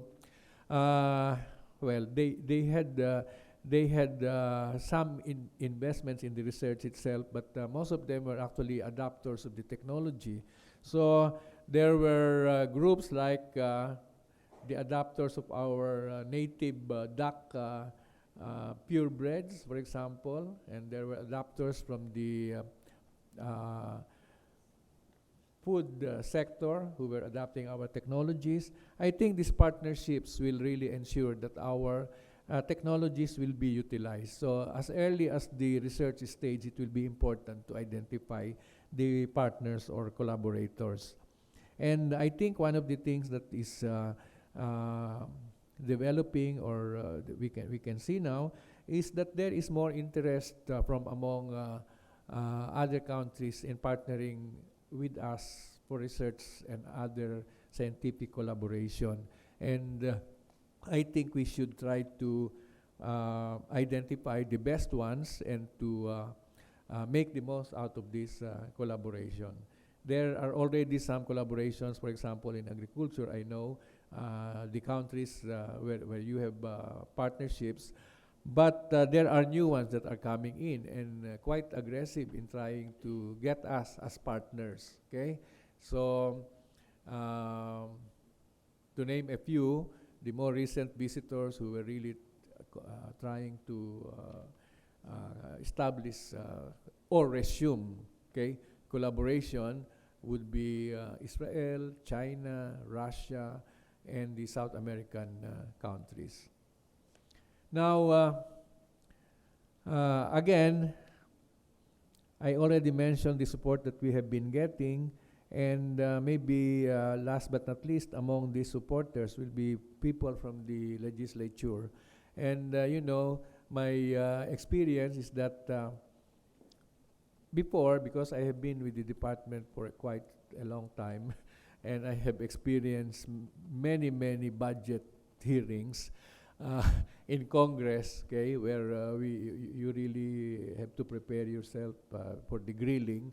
But the last time we had our budget presentation, budget hearing for the 2017 budget, my impression is that most of the legislators who sat in the hearings were more interested in asking, what can we do for you? What can we do for science and technology? And I think they were sincere, because after that they kept calling, and in attending the Science and Technology Committee meetings in Congress, I saw the real shall we say, intent of really helping in formulating laws and legislations that will be supportive of science and technology development. Among them, there were three that have been included in the what you call LEDAC priority agenda. This is the Joint Executive Legislative Prioritization of Bills. And while not all of our bills were included, of course, there has to be some prioritization. I think There were only 35 that have been listed, but we were lucky to have 3 included. To me, that is already a good number, considering the many departments involved, the many cabinet clusters involved. And these were, number 1, the institutionalization of the Balik Scientist program. Okay, so it will now be legislated. The second is the Philippine Space Agency. So it was a follow-through of that proposal. And the third one is actually the establishment of a Nuclear Regulation Commission. Because at the moment, the Philippine Nuclear Research Institute is doing both research and regulation. And according to world standards, there should be 2 separate institutions doing the research and doing the regulation. Anyway, there is a 4th bill that came up, but it's not included in the LEDAC priorities, but we are confident that it will probably be supported by many, and this was a bill filed by Congressman Joey Salceda of Albay, and the bill is called Science for Change. It embodies the priority programs that we have proposed, okay, and even the allocation of budgets for these programs. So according to his own words, it's like putting together a menu, okay, so that we will be focused in the next 5 years. So this is, I think, a very welcome development. So with the collaboration, I think, among institutions, among departments, okay, with the academe, industry, I think we can contribute significantly to the goals of the national leadership of reducing inequality, creating opportunities, and expanding our potentials for growth. There is one particular item that was in my mind as I was on my way here, and this is really the concern on how we can elevate the status of farmers. We have often heard that in the so-called farmer families, the new generation are no longer interested in becoming farmers, and I have seen that really. So it appears that it is not attractive for young people to become farmers. And I think it is not only the scientists in agriculture who can solve the problem. I think the social scientists can think of ways by which we can address this particular concern. So I was thinking, what will be the things that will induce people to have the ambition of being a farmer, okay? What are those things? Maybe I said to myself, maybe if we can offer them certain special incentives or privileges, no? We don't need the college graduates who will become farmers exactly, but we can educate the farmers who are already farmers, okay, to have a higher level of educational attainment, not necessarily earning degrees, but really giving them a higher level of education. Or we can, I don't know what, we can probably have programs that will make the farmers better entrepreneurs, okay, because as we can see, most farmers are not entrepreneurial in their ways, or maybe making sure that they have enough income by giving them additional skills. I remember in our hometown in Bulacan, I remember the farmers were also the carpenters. Okay? So pagka hindi sila nagsasaka, sila ay nagkakarpintero o kung ano pa mang ibang mga skills to make sure that they have enough income all year round. So I think we should think of ways by which the status of farmers can be elevated, okay, and so that people, the young ones in particular, will think of being a farmer as a good alternative preoccupation.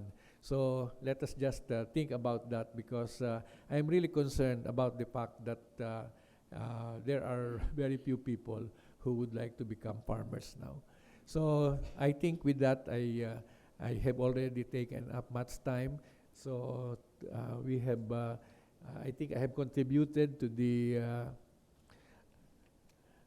the time allocation problem here. But I really wish that we can make this conference very productive, and we can contribute ideas that can help our decision makers. Thank you very much. Thank you very much, Secretary De La Peña. At this point, we want to request the Chancellor and our Chair to please hand the Certificate of Appreciation and the token to Secretary De La Peña.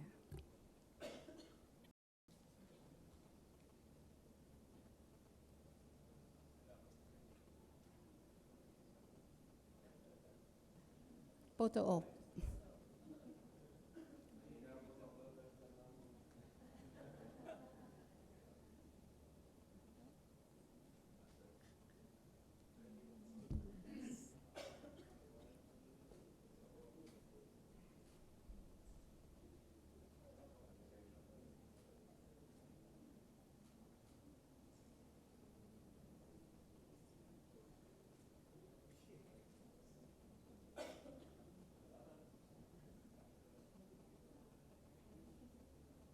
Thanks again, Secretary De La Peña. Moving on to our plenary session, we have lined up 3 brilliant speakers. The first one is Dr. Howard E. Bowis. He's the founding director of Harvest Plus and was recently recognized as one of the winners of the 2016 World Food Prize laureates for his contributions to the development, research, and promotion of biofortification as a strategy to alleviate micronutrient malnutrition in developing countries. Okay, to tell us about what biofortified crops can do and how we can benefit from that, Dr. Howard Bowis, the floor is yours.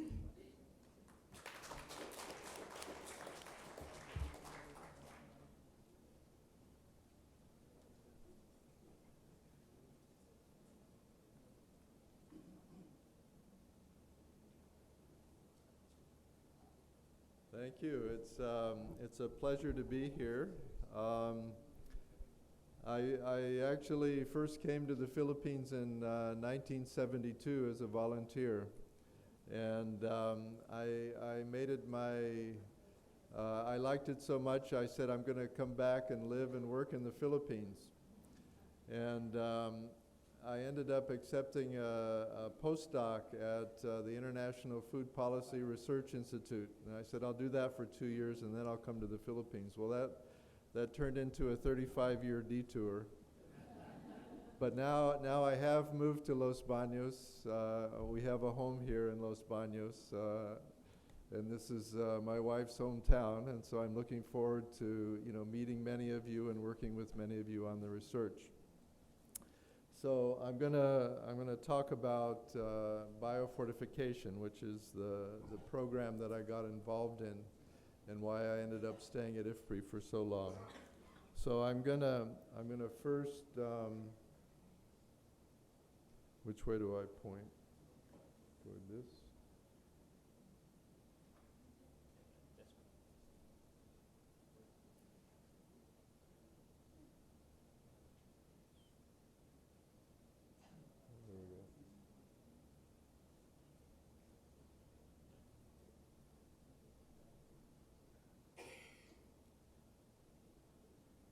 There it goes. Okay. Okay, so first I want to talk a little bit about the background of what's been going on in agriculture and why there's so much mineral and vitamin deficiencies as a result. So this is this diagram I've shown for many years. It shows the consequences of the Green Revolution. This red dashed line across the middle is a 100% increase from 1965 till about 2000. And you can see that the blue bar is population. Population doubled during this period. When I first came to the Philippines, the population was 38 million, and now the population is more than 100 million. And people were worried about that there would be widespread starvation. There wouldn't be enough dietary energy in diets. Then we had the great success of the Green Revolution, which is the orange bars. We had productivity increases, the work at Erie, high-yielding varieties of rice and wheat. And you can see that the orange bars grew faster, the production grew faster than population.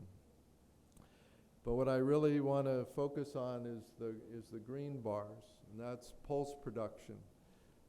And you can see that it increased, but it only increased by about 25%. Now that's just a marker for all sorts of non-staple foods, vegetables, fruits, animal products, fish products. You had the same kind of situation where the productivity did not improve at the same rate and didn't keep pace with population growth. Now what happens in that situation to food prices when you have that happening? So this is a little bit complicated diagram, but the first thing is concentrate on the red. That's rice prices, and these are prices for India. When the Green Revolution started, these were rice prices, and you had this great explosion of production, and rice prices came down. They decreased by 40%. Now you can see that recently rice prices have gone back up because we don't continue to have the same productivity increases. This is a 45-year time span. So what happened to all the pulses, vegetables, fruits, eggs, meat, and fish? You can see that the prices were down here at the beginning of the period, and you can see that they've just increased steadily over that time. Okay, now it's those things like vegetables, fruits, eggs, meat. Those are the things that are dense in minerals and vitamins. So dietary quality is becoming more and more expensive over time. Those prices have doubled and tripled over the same period that rice prices first went down and now are back at the same level. So if your income hasn't changed, it's more and more difficult to eat a very healthy diet. So what happens when rice prices go up, when all food prices go up? This is some data that we collected in rural Bangladesh, the diagram at the left. This is in the middle 1990s, and you can see they spent about 1/3 of their income on rice. They spent about 1/3 of their income on non-food products, and they spent about 1/3 of their income on dietary quality, on the fruits and vegetables and animal products. The red is the animal products. So then we simulated a 50% increase in all food prices. So what happens when food prices go up? The rice prices go up, the vegetable prices. What do poor people do? Well, they want to keep eating the same amount of rice because that's what keeps them from going hungry. So when the rice price goes up, they have to spend a lot more for rice. So this is what they do. They spend more, this brown area goes up. So your income is squeezed, and so you have to spend less. You have to spend less for dietary quality, for the non-staple plant foods and for the animal and fish products. You even have less money for education, for housing. Okay, so that's what's been happening basically over the, recently rice prices have been going up, but those non-staple food prices have been rising and rising and rising over time. So you have this widespread problem of mineral and vitamin deficiencies, and that's really what's been happening in agriculture. So those of you who study mineral and vitamin deficiencies, you've seen these maps. The stark red are where the iron and the zinc and the vitamin A deficiencies are most widespread in Africa, in South Asia, and to some extent also in Southeast Asia. And this is the context for biofortification. So I want to talk a little bit about, I want to concentrate a little bit about zinc deficiency because we've developed high zinc wheat varieties and high zinc rice varieties for Asia. So zinc deficiency has been shown to be directly related with diarrhea. When children are given zinc supplements, the incidence of diarrhea goes down, the duration goes down. There's a lot of good data that also pneumonia is reduced when zinc is given. And there's also some evidence that stunting, that zinc, as more zinc is given, stunting can go down.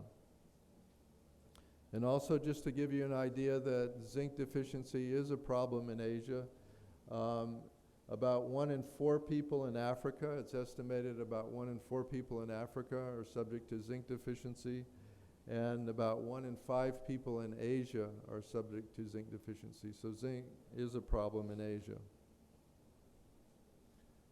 So now when we started looking at these issues at IFPRI 30 years ago, the nutrition community responded by, when they saw these deficiencies, vitamin A supplements were widely implemented. 500 million vitamin A capsules are given out each year. Costs about $1 per capsule. So not to manufacture them, but to have the system, the people in place to distribute them. So $500 million is spent each year on vitamin A supplements. Over a decade, $5 billion is spent, and you have these recurrent expenditures. When we tried to bring agriculture into the conversation about trying to affect malnutrition, improve malnutrition, in the beginning it was a very difficult conversation. Nutritionists weren't used to necessarily interacting with agricultural scientists.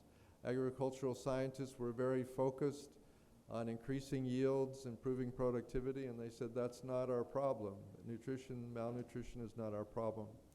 But now we've, through various conversations and conferences and ways of implementing, now agricultural interventions are seen as part of the solution by both communities, both the nutrition and the agricultural communities. And then biofortification is just one agricultural intervention that can be implemented. So what is biofortification? Well, I use this picture not because maize is a big food staple in Asia, but it's very visual and you can see what it's all about. So Africans like to eat white maize. They prefer white maize. They do have yellow mazes, which is considered livestock feed. Anything that has a yellow color is considered something for animals and not something that humans should eat. But people suffer from widespread vitamin A deficiency. Is a huge problem in Africa, and maize is the main food staple there. So what we've done is we actually found some orange mazes in Thailand. That was the basic genetics. And we crossed high-yielding white mazes with the orange mazes.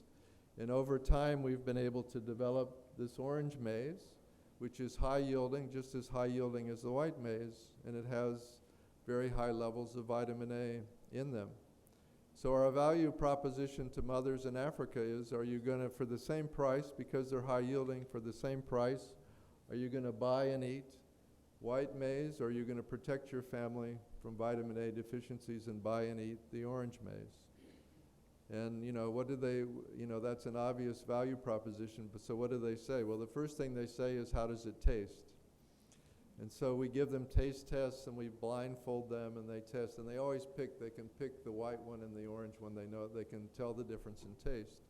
But fortunately, they like the taste of the orange maize. And so for the same price now, we're trying to expand the production and the consumption of orange maize. And my vision is that 30 years from now, people in Africa children will not know that there used to be white maize, that they will be eating orange maize. Now this is all done through conventional breeding. because we had varieties that were orange, we had varieties that had vitamin A in them already. Carrots, for example, people don't know that carrots used to be white. And gardeners in Europe selected yellow varieties and orange varieties. Some research was done to make them higher in vitamin A, more orange. And now people really have lost the memory that carrots used to be white. So we work on many crops, not just maize. I just use that as an example, and I'll tell you about the crops. But the comparative advantage of the biofortification strategy, we need all types of interventions. We need to keep supplements. We need to keep fortification. But each type of intervention has its own niche, has its own comparative advantages. So biofortification starts in the rural areas. It starts with the smallholder farmers who produce their own staple food crops, eat them. That's where 75% of the poor reside. It empowers women farmers when the mothers learn that they can do something they can maintain their agricultural productivity, but they can do something to help the nutrition of their family. They'll readily switch to the biofortified varieties, and it empowers them. But for me, the most important aspect of biofortification is that it's cost effective. So you do the research. I described the cost of vitamin A supplements, $5 billion over 10 years, and you have these recurrent costs. But with agricultural research, you get the plants to do the work. You get the plants to load the minerals and the vitamins into the edible portions. So you do the research at a central location, you develop the basic germplasm, you make the seeds available to country after country. The biofortified foods get into the food systems. The production costs are just the same. And basically, you've invested in the research up front, and then later on, your recurrent costs disappear. So this is what makes it such, you use the power of science and technology to reduce the costs, and this is what makes it such a cost-effective intervention. Just to give you some idea of the type of impact we can have, currently in Bangladesh, about 73% of Bangladeshis are zinc deficient. We've developed high zinc rices, which are now being disseminated in Bangladesh. When we project improvements in income, and there's no biofortification, even if you quadruple incomes over a 30-year period, there'll still be 63% zinc deficiency, because diets will improve, but they won't improve so much that they're going to eliminate zinc deficiency. But if we can switch most of the rice varieties from the present varieties to the high zinc varieties, and they're adopted, and rice, of course, is the basic staple food in Bangladesh, then we can reduce the zinc deficiency down to 26%. So that's the type of magnitude that we're talking about in terms of the power of biofortification to reduce these deficiencies. These are the crops that we've concentrated on and released in Africa. So we have orange sweet potato, we have vitamin A cassava, yellow cassava, high iron beans, and then I've been talking already about the orange maize. Probably more interested in the crops that we've released in Asia. We have high iron pearl millet in India. We have high zinc rice in Bangladesh and India. And the first high zinc rice has now been released recently in the last 6 months in the Philippines. And we have high zinc wheat in India and Pakistan. Those are so far our countries of concentration. However, we've been working on a dozen crops. We've now released across these 12 crops, we've released over 100 varieties of biofortified crops in 30 countries around the world, and they're in multi-location testing in another 25 countries. So 3 or 4 years from now, we'll have biofortified crops being grown by farmers, eaten by farmers in 55 countries around the world. You can see that you can't read all the detail, but you can see that the The countries colored in green, dark green or light green, are those 55 countries. So you can see that now it's a global program. We've been able to develop high-yielding varieties. These crops are only released by varietal release committees if they meet agronomic standards, high yields, pest resistance, disease resistance. But in addition, we've paid attention to the mineral and the vitamin density in these staple food crops. So we the first barrier that we had was that we had to do the breeding. It took us 10 to 12 years to do the breeding of the crops. We showed that they could be highly productive, but the next step was to show that that they would actually reverse the deficiencies. So we had to do a series of efficacy trials, nutrition efficacy trials. So in controlled situations, we fed the high iron crops, the high vitamin A crops, and the high zinc crops. We commissioned 15 different studies, and now we have the evidence that has convinced the nutrition community that we can reverse these deficiencies with the levels of minerals and vitamins. They're sufficiently bioavailable, and they can reduce these deficiencies. We've even shown functional outcomes. We've shown improved cognitive function with the high iron crops. We've shown better work performance with the high iron crops. We've shown one of the effects of vitamin A deficiency is impairment of eyesight. We've shown that feeding the orange mazes to children improves their adaptation to darkness. And now we have evidence that our high zinc crops, when we fed them in efficacy trials in India, that we've reduced the morbidity levels among children and among mothers through the high zinc wheat crops.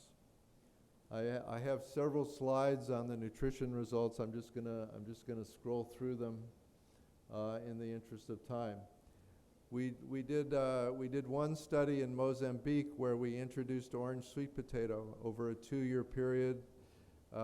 We were successful in the introduction. We had control villages, we had intervention villages, and then we left. And a researcher went back 2 years later. He wanted to study whether are they still growing the crops, what's happened 2 years after we left the regions.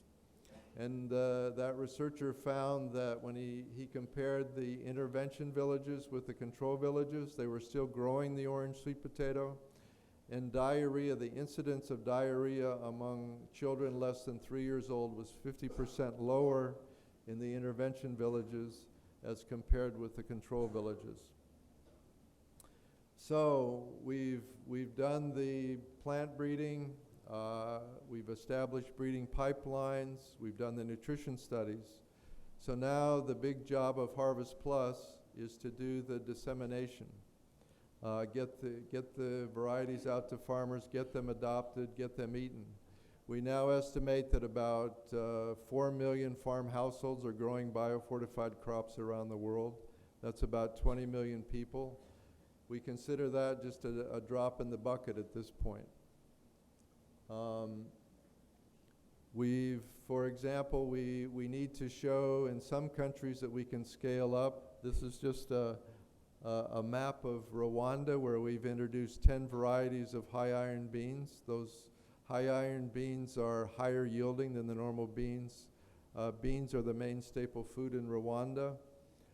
We now account for 11% of the bean production in Rwanda. And eventually we want to get it up to 90 or 95%. We have, this is a map of Bangladesh and places where we have demonstration plots. Just to give you an idea of why we think we can get widespread adoption. This is an example of our high zinc rice variety in Bangladesh. Normally, farmers will grow 2 crops and have a fallow of 70 days. But our high zinc variety for the wet season is short duration. It matures in just 100 days, can be harvested in 100 days, as opposed to 155 days. The yield here is a little bit lower than the yield here, but because it's a short duration variety, they're able to fit in a 3rd crop in the middle and still grow their dry season rice crop. So why do farmers adopt? Not because they're high in zinc. They're adopting because they can fit in a third crop and they can make a higher profit. They're more the productivity is higher. So that's the basic strategy of biofortification, is piggyback on all the great agricultural research that's going on. As new agronomic properties are developed, higher yielding, pest resistant, disease resistant, we just piggyback on that. We breed in higher minerals and vitamins. So Harvest Plus's goal now is by 2030 to reach 1 billion people around the world with the biofortified crops. I've already mentioned that we now estimate that about 20 million people in farm households, but we're really focusing now on the dissemination. And our medium-term goal is to reach 100 million people with biofortified crops by 2020. Thank you very much. Thank you very much, Howdy. At this point, may I again request our Dean to please hand the plaque of appreciation to Dr. Bowis. Assist mo na lang. Ay.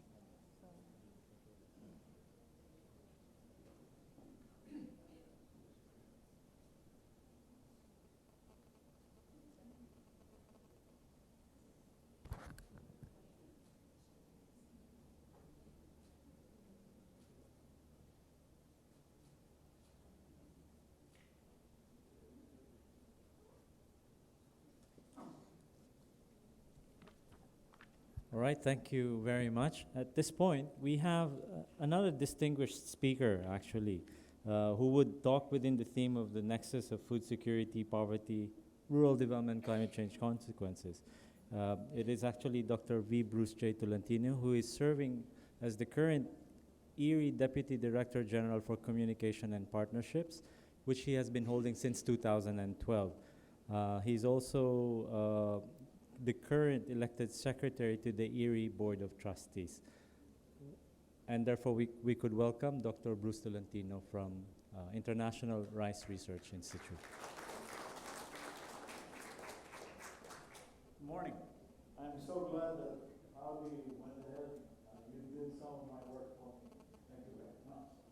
And it's really heartening to have you as the World Food Prize winner among us. So thank you, Howdy, for being here.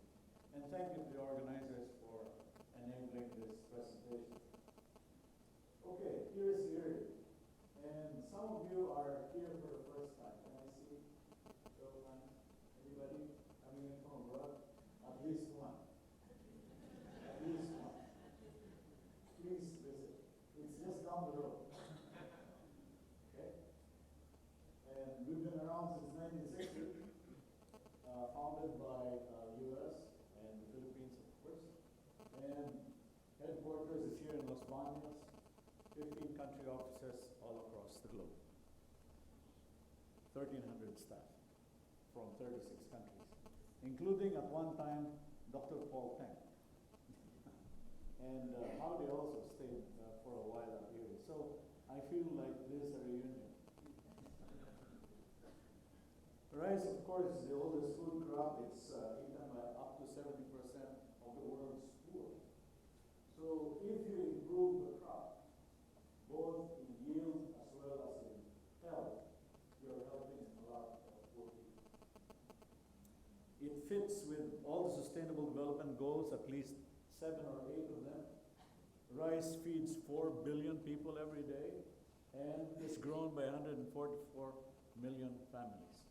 And so it fits very well with what we are all striving for in terms of the Sustainable Development Goals. And you can go through all the qualities of rice as produced by farmers all across the world, and making the lives of rice farmers better enables us to together achieve those goals. The Green Revolution was started here in Los Baños. Researchers and professors from UPLB working with Erie scientists to produce the first crops. Peta from Indonesia. Anybody from Indonesia here? Terima kasih for Peta. Thank you. working with scientists from China and Taiwan, DGWG, putting it together to produce the first mega variety IRA. IRA celebrated its 50th anniversary last November. And at Erie and in Delhi, New Delhi, we welcome a number of people who are actually named Mr. IRA because their lives were so improved at that time that they named their children after the variety. Today, yields are at least 4 tons per hectare, and even more depending on growing conditions in the varieties that we plant. And half of all rice varieties planted all across Asia were sourced from Erie. There's been a lot of study on the impact of rice research, and this one was done by the ACR, Australian Council for International Agricultural Research, essentially saying that the work research boosted rice yields by at least $1.5 billion per year in terms of income. And if you translate that into per hectare terms, you're looking at least $52 per hectare in the Philippines and $76 per hectare in Indonesia and Vietnam. But what we're really talking about is what happens to the growth of the economy as you improve rice productivity and rice production. You've got a set of economies all across the globe that grew on the backs of improved productivity in rice. All around us, you look, and if you look at the histories of Vietnam, Indonesia, Cambodia, China, you will see that as the rice sectors grew, so did the broad economy. And I'm sure that Eric Wales later on will talk about how the general rural economy is related to rice productivity and how trade in agricultural commodities, including rice, improves the economy as a whole. So you have all of these countries moving up in their status as the rice sector also moved up. It's a development ladder that we've seen in our lifetimes, and it will keep going as we invest more in rural areas. What we're very happy about is that some recent discoveries are benefiting the poorest of the poor. Here's recent research that essentially demonstrated that in South Asia, it's the scheduled castes that disenfranchised. The poorest of the poor who are benefiting the most from the newer discoveries. And this, in particular, this is the flood tolerant rice that's now being spread out all across South Asia. But there's still a lot of hungry people, and depending on rice prices, it gets worse. And we all like rice. I'm sure you're going to have rice for lunch. Who had rice for breakfast? A lot of people do. And the world champion right now is Myanmar having 228 kilos per head per year. That's a lot of rice. Of course, these numbers are very soft. These are all derived by the disappearance method. Total production plus imports, less seed use, less feed use, less waste, balance divided by population. Very crude. These are not derived from nutritional studies. We're going to get very different numbers if you look at nutritional studies. And population keeps growing. Depending on the models that you use, it can be as many as 10 billion by 2040. And we have to feed everybody. We have to feed everybody. And we've made estimates of the amount of rice that we need in addition. And the red area is the additional rice that we're going to need in Asia. In blue is the additional rice that we're going to need in Africa. And that's really the growth area for rice. As populations improve their incomes, many of them shift from non-rice capita consumption of rice is growing at the rate of about 4% in Africa. Rice is a very convenient food, easy to store, easy to cook, goes with almost any other kind of food. And so rice is seen as a preferred commodity. So demand for rice is growing and growing quite fast. Problem is, well, yields have not improved as much as we'd like. And the rate of yield improvement in the 70s to 90s was a little over 2%. Now it's just barely over 1%. This is the scientific challenge that we are all facing. And there's climate change. And land, as population grows, keeps falling per capita. Barely a quarter of a hectare per head in South Asia, Southeast Asia. Climate change, we know, will reduce productivity. We keep track of temperature, rainfall, sea level, and weather patterns. And we know that over the last 40 years or so, temperatures have increased by a degree above centigrade. And the key impact of an increase in temperature is lower yields. Some of you have heard me say before that on the average, a degree increase in temperature means about 10% fall in yields. That's a very, very large impact. Sea levels are rising. Depending on the climate models that you use, can be as low as 20 centimeters to as high as 60. And we monitor all this from space via newer technology. We're fortunate to be able to have access to the European Space Agency satellite, where we get images every 12 days, almost real time, at 20 meters resolution. So using these images, we're able to find out and we're able to track the areas that are growing rice all across Asia, the areas that are flood prone, saline prone, delta, low-lying, prone to flood, and also those drought prone areas.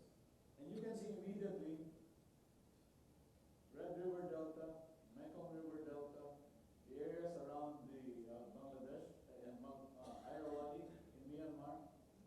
And it's very clear that when the waters rise, the areas that will be flooded first are rice areas. So they're really vulnerable. Then we look at individual countries. Here's Thailand. First conclusion, 60 to 65% rice. Here's Vietnam, 60% rice. Thailand and Vietnam happen to be our largest suppliers of rice to the Philippines when we buy rice. And here's the Philippines. So, one answer to why we're always importing rice in the Philippines is simply that we don't have too much land planted for rice. And we're much more diversified than either Vietnam or Thailand is. So it's something to be happy about. Man does not live by rice alone. I mean, I shouldn't be saying this, I'm from here, right? But we need a diversified diet. As Howdy will be the first to tell you. If you eat rice and your rice is your staple, you have micronutrient deficiency and you're prone to type 2 diabetes. So let's be more diversified. So this is something that we should take advantage of. There are many, many other crops and many, many other commodities that we can plant aside from rice and get that economy going. But since we do like rice, we need rice that's ready for climate change, particularly for drought, heat, salinity, submergence. And all that is based on what's available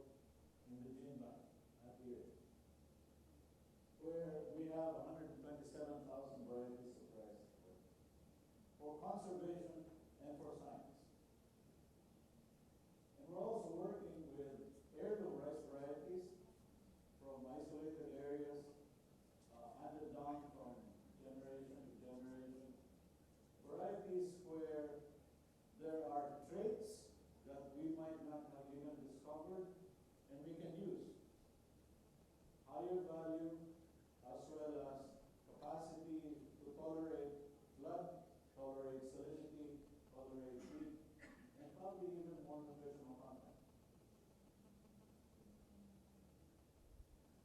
The cutting edge science, however, is in work like this.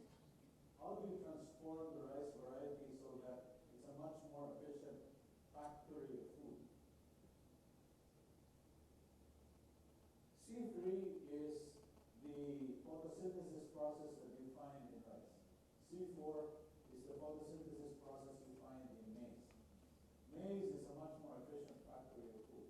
So in layman's terms, what the scientists are trying to do is how do you get the photosynthesis in rice much more effective, much more efficient. Transform it from C3 to C4 photosynthesis. Long-term research that's required. That's why I was so happy to hear Secretary De La Peña talk about increased investments in science and technology. We really need it. Here's submergence tolerant rice. You can immediately see those rice varieties where the submergence gene has been inserted, sub1. The approach is we find the rice varieties that farmers already like, and then we improve it. We improve it by inserting the submergence tolerant gene. And the impact is very clear. Here's a farmer in India. He was trying out the new technology as way back as 2008, when the first trials were taking place. His friends told him, well, your field is flooded, forget it, go home, just plow it out. He said, well, I'm trying out a new submergence tolerant variety. A few months later, he got a good crop. And this variety is now available to at least 14 million farmers all across South Asia and Southeast Asia. We're also working to combine the traits. Flood tolerance as well as drought tolerance. Farmers, of course, we don't know if you're going to be hit by a flood or a drought. Who knows? So why don't we provide crop insurance that's embedded into the plant? If it's going to be hit by a drought or a flood, it's protected. And alternate wetting and drying. Simple tools that enable the farmer to measure the moisture content in the soil so that he doesn't have to flood the field the whole time. It saves at least 30% water without yield loss. And the bonus, there's a bonus. The bonus is this reduces greenhouse gases. There are new technologies already all available to us. Rice Crop Manager enables us to store technical information in the cloud. Farmer will just access the cloud, working with an extension worker, and he can get the technical advice either printed out or by an SMS message. This is now operational in the Philippines, Indonesia, Vietnam, Thailand. There's also post-harvest technology, machines that enable the farmer to improve his productivity at a much lower investment cost. So I was also very glad to hear Secretary De La Peña talk about support for agricultural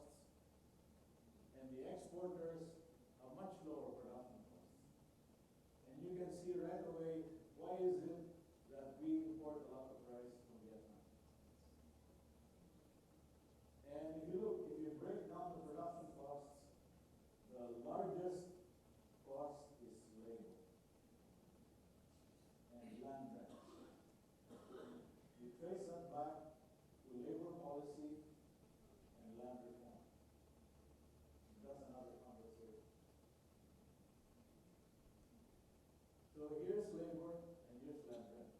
And labor cost is the highest in the Philippines.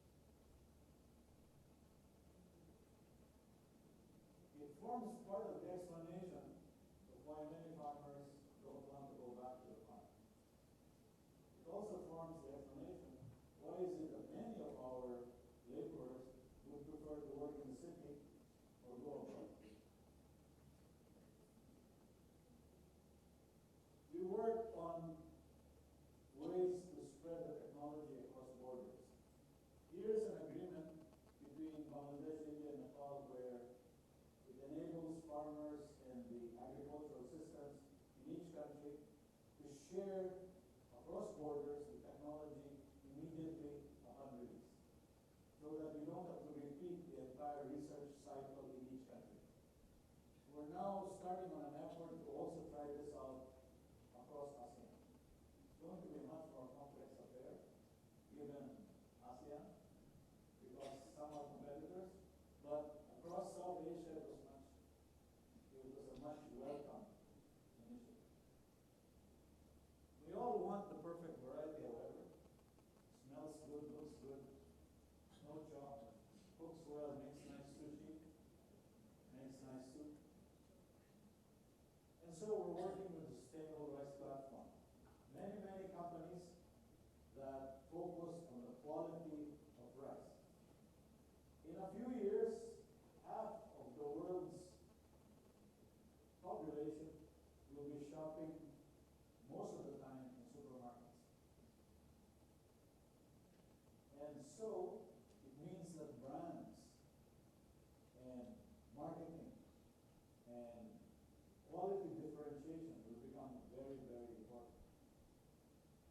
And we're preparing for that by ensuring that we're able to interact with private industry and farmers so that there are quality standards for rice that are accepted across the board. These quality standards represent economic, social, environmental, sustainability indicators. Indicators for profitability, indicators for water, indicators for pesticide use, indicators for greenhouse gases and safety, and indicators even for child labor and women's empowerment. To the extent that these sustainable rice indicators are accepted, we're going to be able to have rice that can meet the standards that we'd all like for rice to meet. And again, the perfect variety is what we're looking for. And in addition, we want it to be more nutritious. And Howdy can speak to this much better than I can. Global micronutrient deficiency, which he spoke of. And so we're working on things like golden rice. Now, it's controversial, but hey, you saw earlier that we eat a lot of rice. If we eat a lot of rice, why don't we as well make it nutritious? Right? If you're going to eat a lot of rice, make sure it's nutritious. And the best part, and you're assured that as you're able to get your calories, you're also able to get your micronutrients and vitamins. And that's the goal of this entire approach. All of the output is available for the public for free, no cost. And a return on agricultural research is something of a best bet, something we'd all like to see. Now, the Secretary de la Peña said he's looking to double research investment in the Philippines to 1% of gross value added. That sounds nice, but it's still very low. You compare Philippines to Vietnam, research investment in Vietnam is 2% of GVA. Research investment in Malaysia is closer to 2.5% of GVA. Research investment in Korea is 7% of GVA. So 1% of GVA is still not enough. And I can tell you exactly what it means. This is older research from IFPRI, and it's very clear that rates of return to agricultural research are quite high. If you look at research, if you look at extension, and if you look at the combination of the two.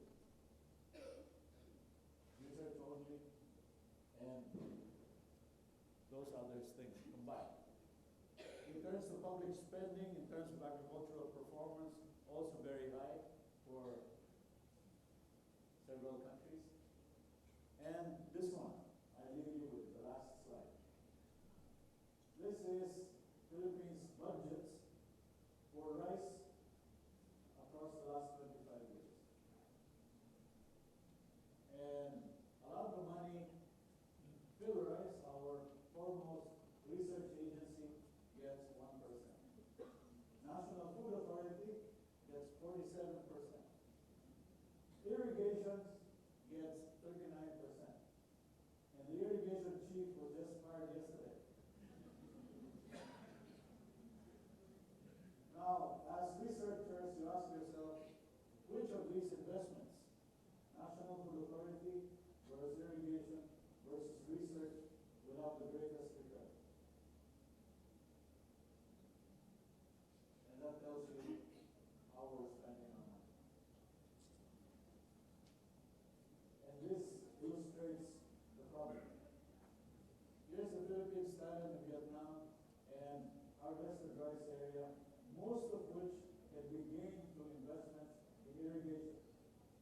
Thailand, Vietnam, harvested areas have been growing quite fast. In Philippines, irrigated areas flat over the last decade or so. But if you look at the budgets, 39% of the money has been going to irrigation. Where's the result? Thank you. Thank you very much, Dr. Tolentino. May we call also on our department chair to extend give the plaque of appreciation?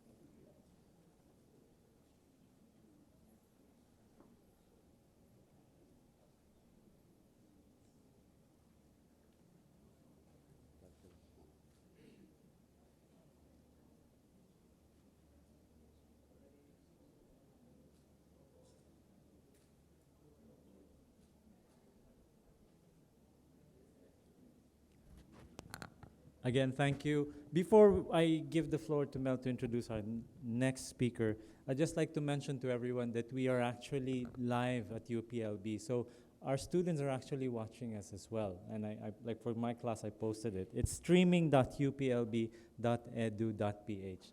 So it's not only this audience, we have also students watching us from outside. Thank you. All right, moving on. Our next speaker is Dr. Paul Esteng. He is the Principal Officer and Professor, National Institute of Education, and concurrently a Senior Fellow in Food Security for the Center for Non-Traditional Security Studies at the S. Rajaratnam School of International Studies, Nanyang Technical University in Singapore. He is a licensed marine fish farmer, and so when he was still at Erie, every time he goes on leave, I would see on his door, "Gun fishing." My former boss, Dr. Paul Esteng. Thank you, Mel, for sharing the secret. No, seriously, when I was in Erie, I didn't have that much time for fishing. As Leo will attest. I think Erie tends to overwork people. But anyway, it's a real privilege to be here. And it's a real honor to follow both Howard and Bruce. I want to speak about food security this morning, because this session is about nexus. And you know, those of you who Google nexus is a plural word. Okay? So I'm purposely choosing one part of the big nexus, food security, focus on that. Now what really does this term mean, nexus? You know, the opening speaker, keynote speaker, Prof. Norden, used the term eclectic to describe agriculture. I think that's partly because agriculture is actually a nexus phenomenon. And one expression of that is food security. And food security truly is an interrelationship between a lot of connected stuff. Yeah? But the opportunity is that a nexus can also serve as a central or focal point of action. Okay? And that's where I think that this conference can actually help us focus a bit more. What can we take away from this conference as a result of the nexus activity? I'm a professor, so professors like to profess. They usually like definitions. So I usually like to at least share with the audience what I'm talking about. are biological scientists. Only one. Well, I am two. The rest of you are social scientists, economists, right? Okay, that gives you an idea of how much detail to give you. Okay, now if you look at the definition of food security that we all use, it's very obvious down here, this FAO 1996 definition. Here itself you can see that it is in fact a nexus definition, right? It talks about production, talks about nutrition, talks about safety, talks about dietary needs and so on. And what we did was, one of the first things when we started working with security was to disaggregate the definition, which is generally accepted, in this kind of simple terms, yeah? And there's one representation here. Basically, food security has multiple dimensions, which is another reason why it is a nexus phenomenon, a nexus activity. Availability, physical food access, in other words, moving food from the farm to the consumer. Economic access, we heard earlier about prices, affordability. Then lastly, utilization, that's where the nutrition comes in. So food security as a nexus challenge really encompasses all the elements you have heard so far this morning, very importantly. Now, on top of that, there's also the question of stability. Because embedded in that definition and understanding food security is that you've got to have a stable supply of food. Yeah? And that's where sustainability comes in. Okay? And again, I think we shouldn't, excuse ourselves too much about thinking about sustainability because it's really very crucial. Just to reinforce this part of my presentation about sharing knowledge. Now, food security is a nexus challenge because it is at the nexus of many other issues. Okay? Water and air and land are three issues we've heard quite a bit about this morning. There's also energy, there's also labor, we also heard a little bit about. Some of you might wonder, the center that I spend time in Singapore is also the Center for Non-Traditional Security Studies. What is non-traditional security? Now, if you look at all the money spent on military security, there's a lot of other issues that have to be securitized if we want to sustain society. That's where water comes in, land comes in, labor, all the other stuff comes in. Yeah? Hence, the center I work in is called non-traditional security. Anything that doesn't do with military, we handle. Okay? And we always like to say that food actually is at the nexus of all these issues that you deal with. So, the net result is that food security is a very complex phenomenon. And that ties in with the eclectic nature of food security, interrelationship, very complex phenomenon. Again, I think previous speakers have alluded to this with the groups. If you look at food security, it is really a focal point. That's where the nexus challenge is. It's a focal point of almost all the SDGs, directly or indirectly. Of course, number one is very obvious, hunger is poverty. Yeah? If you start looking at all the SDGs, somewhere in there you can actually find food security, if you really want to do. I say that because I advise a lot of different groups around the world. Almost everybody tries to use the SDGs. So I'm addressing one of the SDGs. Inevitably, food comes in there at all. Now, what is different now? We heard about the Green Revolution this morning. What is different in the current context is that if you go back to the 4 dimensions of food security, availability is one of them. I think we've now finally realized that producing enough food is just one part of the equation to achieve food security. Just one part. It's a very important part. That's how we overcame mass famine, basically in the 60s and 70s, because we addressed the availability part. But increasingly, we're realizing now that food security, as a matter for discourse, has moved from just a unidimensional phenomenon to a multidimensional. It's now include more demand side attributes and supply side, not just production alone, and also from single sector to multiple sectors. Yeah, I'll touch more on this because this is very critical indeed in terms of partnerships to tackle food security. The multiple sector interventions that are so needed if we're really serious about solving food security. There's also one of, I've been in the Philippines for a long time. I don't live here, unfortunately. I wish I could. Yeah, but I'm almost like right by and I come in very often here. But the fact is that in the Philippines, and many other countries, ASEAN countries, if we are really serious about tackling food security, it cannot be just the responsibility of the agriculture department alone. Okay? Because it's become a multi-sectoral phenomenon. To get everybody together. I'm just telling a story. Because of our work in Singapore, we were finally able in Singapore to assemble an inter-ministry committee on food security. Okay? Where agriculture is just one of the many people sitting around the table. We have health, we have the army, we have trade,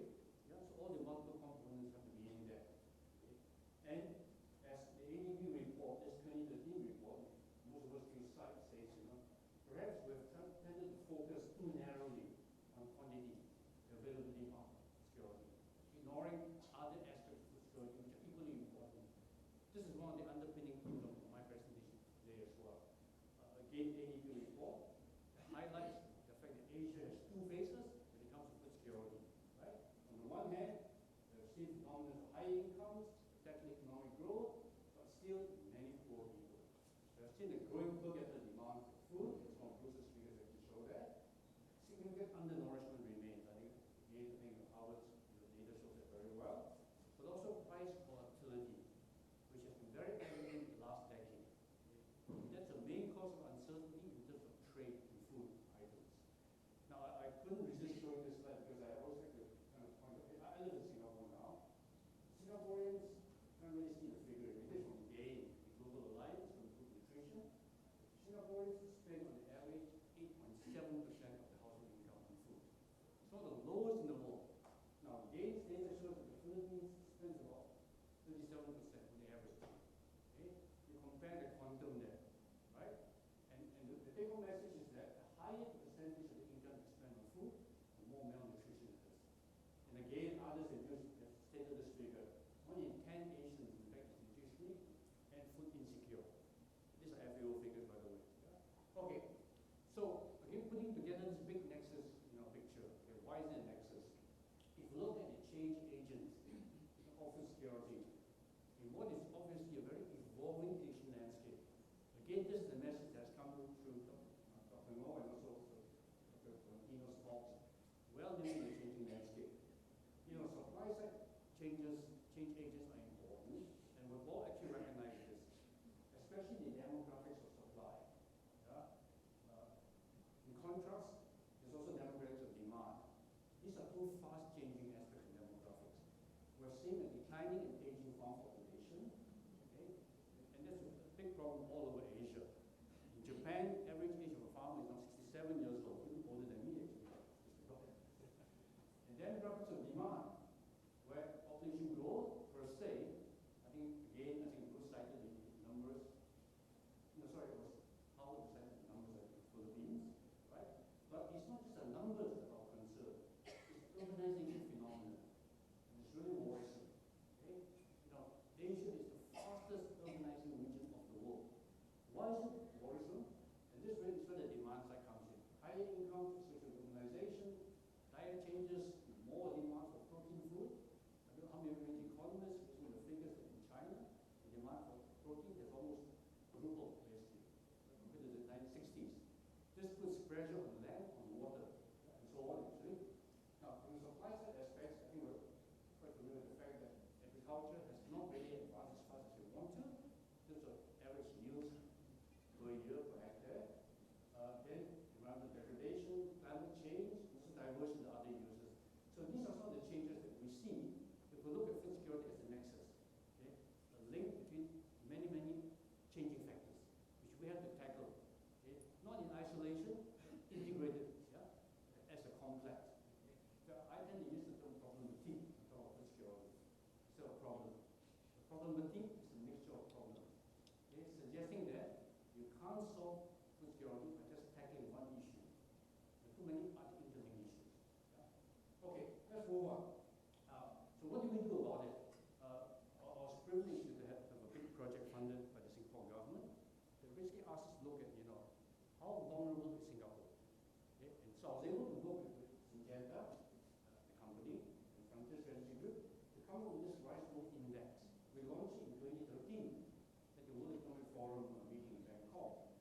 Basically what we did was, earlier on, I think the Chancellor quoted, somebody else quoted the Global Food Security Index. Okay? We did not want to do what the Global Security Index did, which is supported by the one, by the way, Economics Intelligence Unit. We said, look, what we want is to come up with an index that really describes vulnerability, robustness, resilience. Okay? So we came up with the concept of food security robustness in this kind of concept paper here. Now what robustness means is the ability of a country to withstand disturbances. It's the disturbances that cause food insecurity. Okay? If your production is very constant, going up and so on, if you manage other factors, you're going to have a security problem. But if you have sudden changes, factors that disrupt your stability, that's when you have problems. Okay? So we wanted to quantify in some way the robustness of countries and use that as a proxy to help us develop dialogues with countries to guide discussions of investments. What do you focus on? Okay? So what the Rice Bowl Index is, by the way, it's not about rice, even though we call it the Rice Bowl Index. It's actually a food security index. Yeah?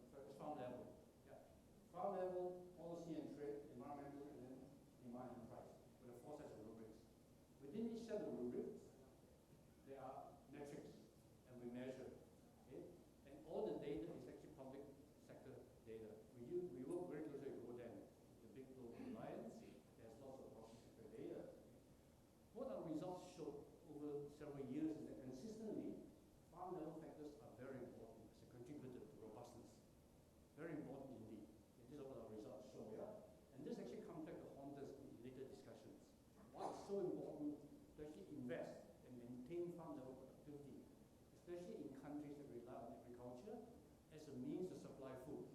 See, in countries like Singapore, where we don't rely on agriculture to supply food, it's a different story altogether. Okay? Singapore will rely on trade basically, trade from exporting countries to supply food. Yeah? So again, conceptually, we're going to think in those terms because of complexity. Now, according to the Rice Bowl Index, the latest set of results, the Philippines is actually just below the acceptable line of robustness. Now, we're not, it's not a fixed line. This line varies year by year, and it's taken, again, as a composite of what the other countries are doing in Asia. Okay? I don't have time to share with you kind of the algorithms involved. If you're interested, go to our website, just send me an email, I'll be very happy to explain to you how it actually works. So back to this question about food security. How food secure are we? Let's ask ourselves. Actually, right now, I feel very food insecure. It's past lunchtime. But anyway, there are lots of people who share with us hunger in Asia, even in ASEAN itself. If you look at the FAO data, 2015 is the latest. The 2016 report has not come out yet. You know, it's actually quite frightening. 96% of people in Asia are undernourished. Now, if you look at the Gini coefficients, sometimes you need to ask yourself, these average figures, you know, undernourishment and so on, are you linked in some way to the Gini coefficient, which basically shows the gap between the richest and the poorest. Yeah? Interesting enough, Australia is one of the best in Asia. Hong Kong is actually one of the most inequitable societies in the world. A lot of very rich, a lot of very poor people there. In Malaysia, Philippines, you know, kind of up in the middle there. Okay, I want to move on now because the other part of the theme of this conference was creating solutions. Okay? What I want to share with you is I'd like to propose 8 possible sets of solutions. Okay? Now, this is just my personal opinions. You can agree or disagree with them. Okay? But from what I've seen around the region, the research that we do, here's what I'm pointing out to you as 8 possible areas that we can work together. Okay? Even as a recommendation for this conference, if you want to. They all focus around what food security is all about, basically the 4 dimensions. Each dimension has certain action items that we can actually do something about. Yeah? So this is a very general pictorial presentation. For example, increasing agricultural productivity technologies. That's very general. It really is not much help unless you pinpoint certain areas to work on. Now, what I mean by those 8 areas, let me look at each of these areas. The first is improving crop yields. Remember I said earlier that consistently farm level yields have shown to be very important contributor to food security for countries. Yeah? So increasing farm crop level yields is very key indeed for us in this region. If you look at what's happened so far, most of the host plant resistances varieties that are produced have tended to tackle this part of this yield gap analysis here. And where's Mel? Mel's an expert in this, so you can ask Mel all these questions there. Basically, we have bred varieties to tolerate drought and so on, submergence, resist pests, insects, and so on. Now, again, Rosino gave examples of where Kiwi and others are now looking up this potential yield to C4 rice. Okay?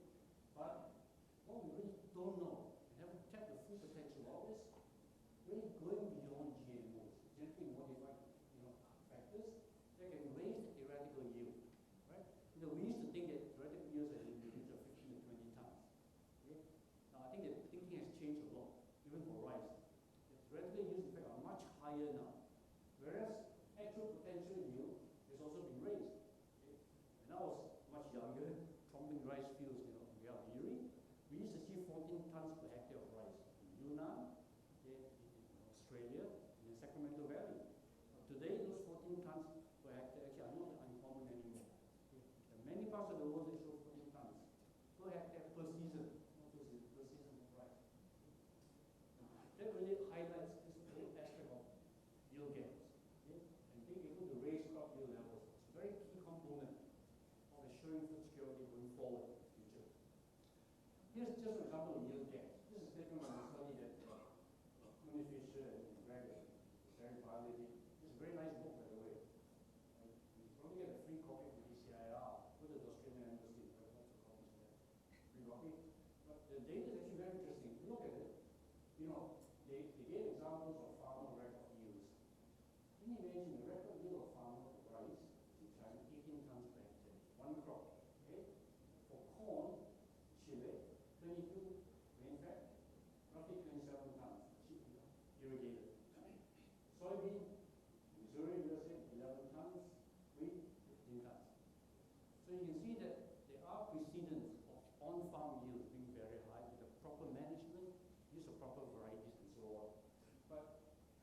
don't resist showing this slide because if you look at countries that adopt technology, biotechnology as an example, these countries consistently for corn and soybeans have much higher yields than the non-technology adopters, as proxied by biotechnology. It's just one example of technology. Again, there's lots of other data that shows this.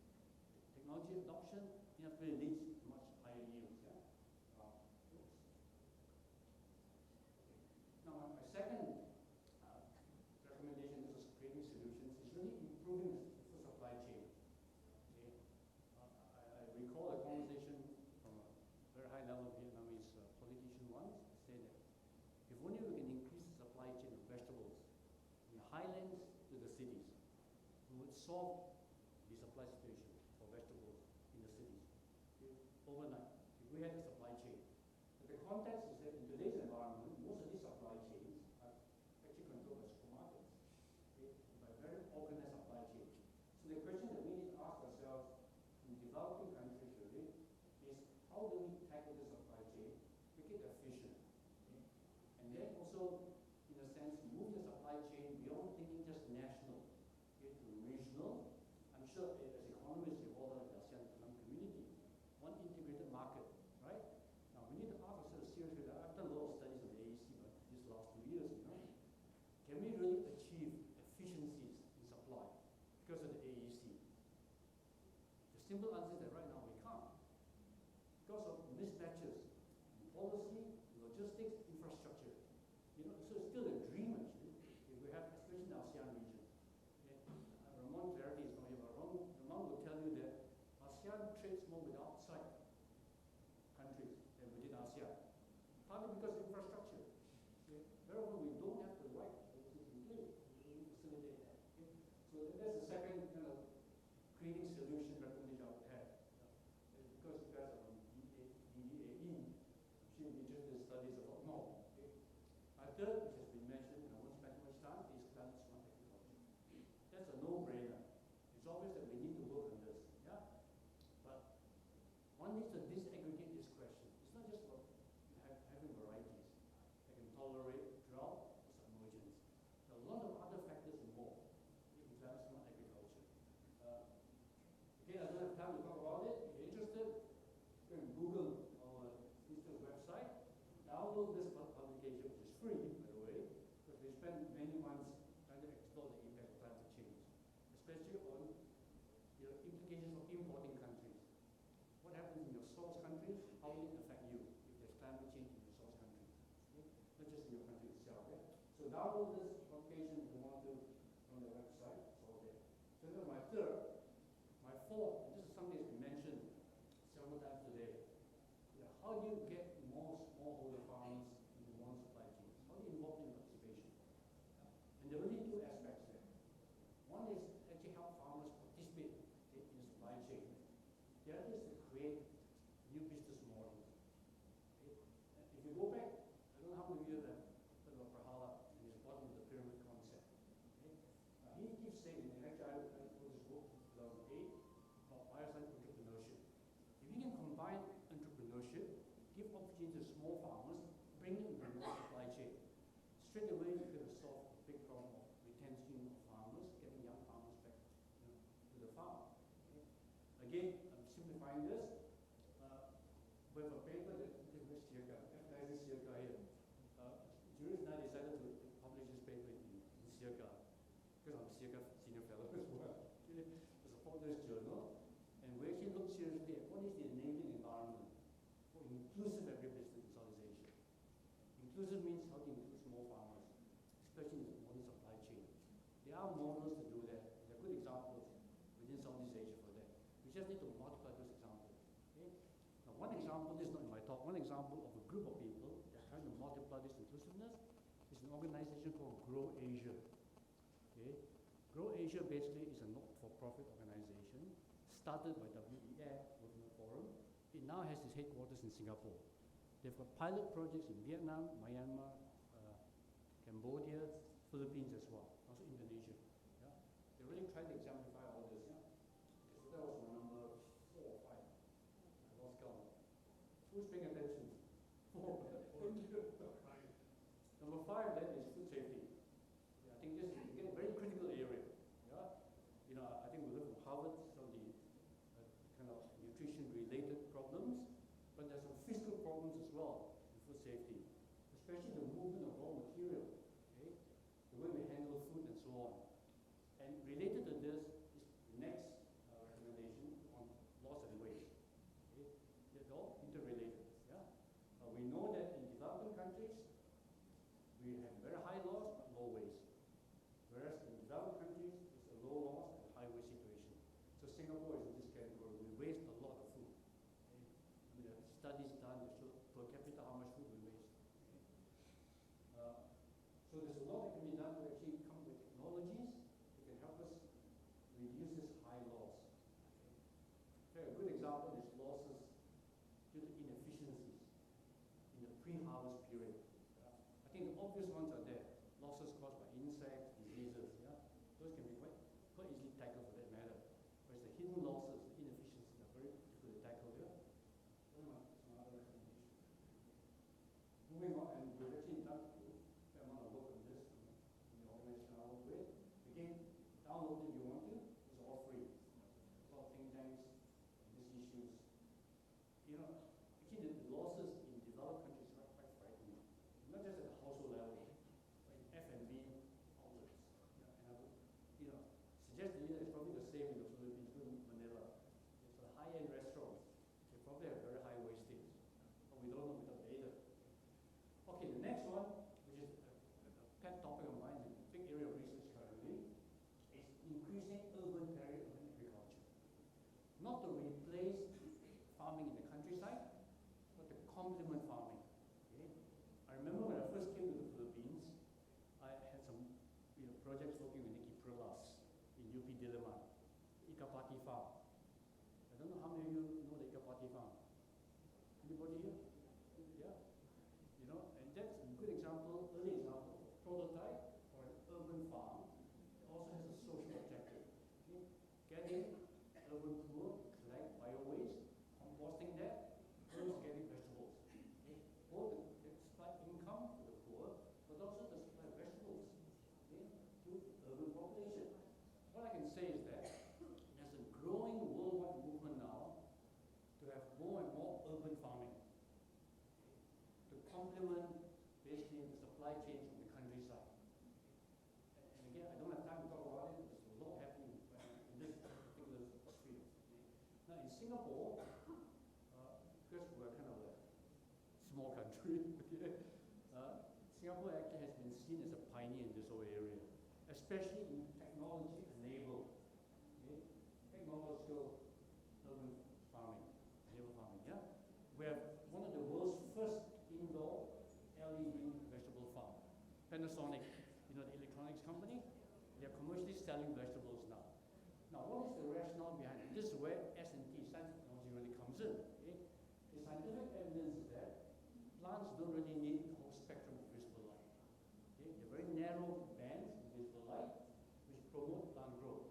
So one of my colleagues here conducted experiments funded by the Singapore government to show that this purplish colored light can actually stimulate plant growth, right? 30% easily, okay, with reduced use of input. Yeah? So there's a commercial farm now using LED lighting. Another farm, second commercial farm, just commercialized, not R&D, okay, is the Sky Greens farm in Singapore, which actually welcomes visitors. These are stack farms. And recently I took the Director General of ABRC to visit these because ABRC is actually very keen now to how they can participate in some of these research. It's a growing trend, urban farming. This contains of stack trays that rotate so that they get equal exposure to sunlight. Okay? They can't produce enough to supply the supermarkets at the moment. Some of the market is. And the advantage is that people know where their vegetables come from. Okay? This kind of system uses almost 60% less water so far, which is amazing. Okay?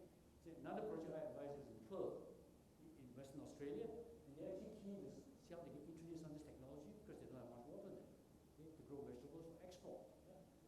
Then the other things, aeroponics. We had one of the few, in fact, the first aeroponic farm in Singapore in the ASEAN region. Aeroponics is growing plants with no water and no soil, basically. Yeah? So the seedlings rest on this plastic platform, okay? The roots underneath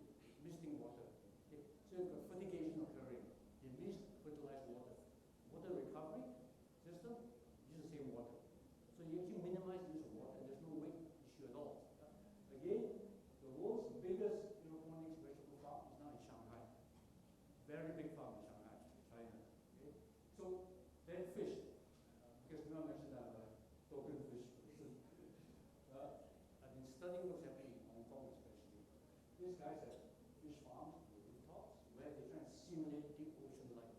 Okay? They don't grow things like bangus because that's low value. They focus on what's your high value fish here? Lapu-lapu, right? One example, grouper. Okay? So they grow grouper, supply life to restaurants. And because the high value fish covers all their costs. Yeah? They actually think of coming to Singapore. There's a company called Asian Tax. Yeah? Think of coming to Singapore to do that. But they have to compete with our local small farms like myself. Although we still can't grow as cheap there as they can. Okay, so that's that. Now my next suggestion is to look at increasing new types and sources of food. This has become a serious proposition. There are big investors now, like Green Food is a company, where one of the examples, just one example, is where they're trying to create artificial hamburgers. I think many of us have probably read the stories in the newspapers. How the Dutch created the first artificial hamburger patty. It cost about $250,000 to $300,000. The first hamburger patty. It's now down to hundreds of dollars. And going into the future, they think it's going to come down to tens of dollars. Shortly. Okay? Now, what is even more beautiful, this is where science and technology really comes in, okay, is the fact that they're creating vegetarian burgers that taste like animal burgers. The vegetarians don't like that, but to influence meat eaters to eat vegetarian burgers for their own health, they are trying to emulate the blood in the vegetarian hamburgers, not using hemoglobin from animals, but heme from plants, the reddish compound. It really looks and feels like blood. Okay? So all this is actually research going on a lot. And concurrent with this is the other big movement now, even FAO is trying to promote, which is to try and mainstream non-traditional foods, okay, for people, like eating insects. Okay? How many of you have tried grasshoppers? Come on. Nobody? Oh, you should. Yeah. Okay, at least one anyway. Yeah, and grasshoppers are actually fantastic. You know, water bugs in the rice fields. Yeah, and then the maggots from all kinds of maggots. Yeah, are really delicious. You know, if you deep fry them, okay, put a bit of salt, put a chili powder. Yeah, they go very well with your San Miguel beer. I can guarantee that they're actually very good. Yeah. So that's my last suggestion really. A lot of more research needs to be done to look at new types of food and new sources of food. Because going forward, you know, even though we keep thinking that agriculture is going to provide food, we have to look at other ways to source food. It doesn't have to be agriculture. Yeah? I mean, algae is another good example. Can you in fact create more food from algae? Yeah? Okay, so I'm going to just round off, you know, this talk on nexus by saying that we're also dealing in a new world with new realities. And interconnectivity, which is part of the nexus concept, is really an overarching concept. We're all interconnected whether we like it or not.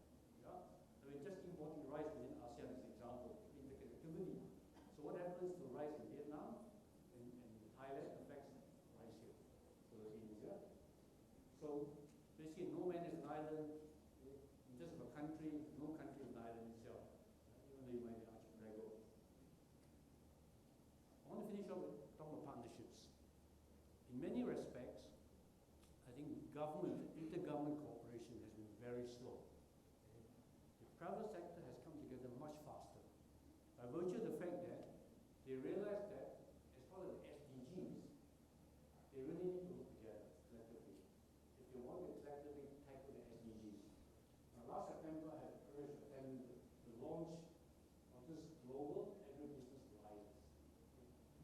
There are hundreds of CEOs of big companies coming together to pledge that they will do something about it. Okay? And this was founded by Olam. Olam is one of the world's biggest traders. They claim that they're the world's biggest farmer. Okay? They farm a lot of rice in Africa now, despite African market. Actual farming itself, their own land, they use rice. They're the world's biggest walnut farmer in Australia, because they bought big walnut farming. Okay? So Olam felt that, you know, as a company, they're going to look to the future, and that there is a business case for them to comply with the SDGs. And you think about it this way, the opportunities for partnerships, because they can't do it on their own, business can't do it on its own. Business needs academia, okay? Needs research, basically. very often business doesn't have credible base to support their research, and they need academia. So to me, that's a great opportunity for us in the public sector.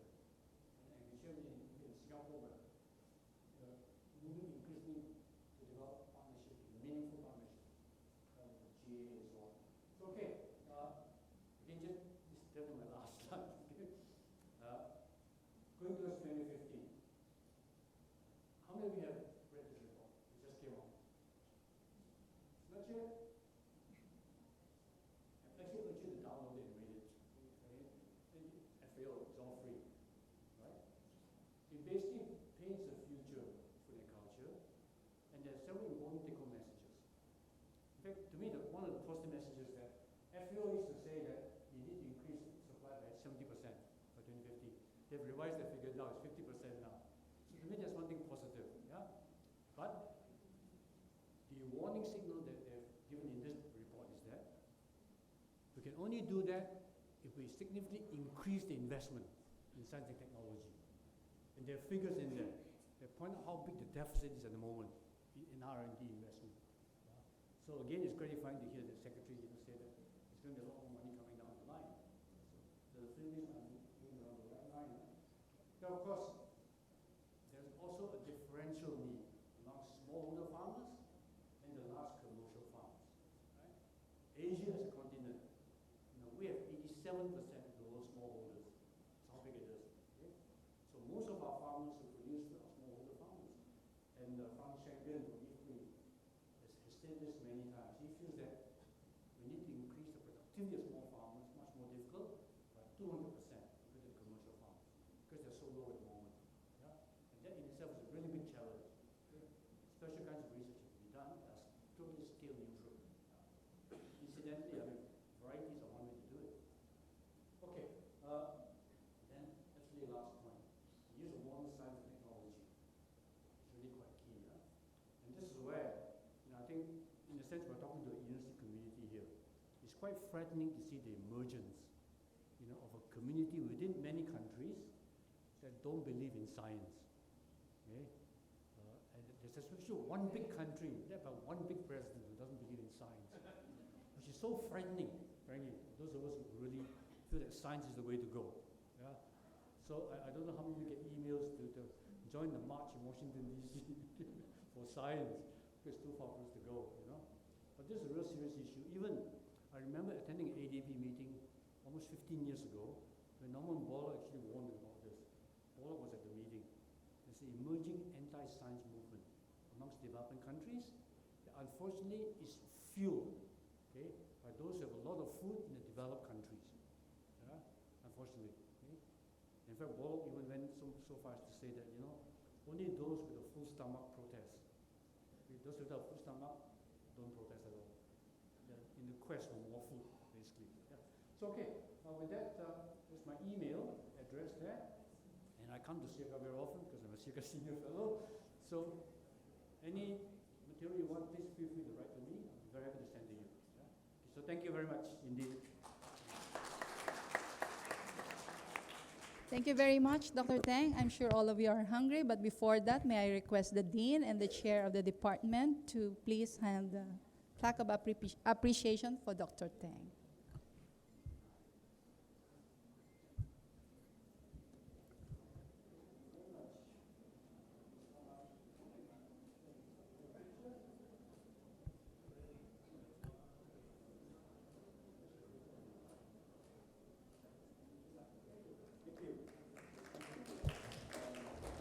Thanks again, Dr. Tang.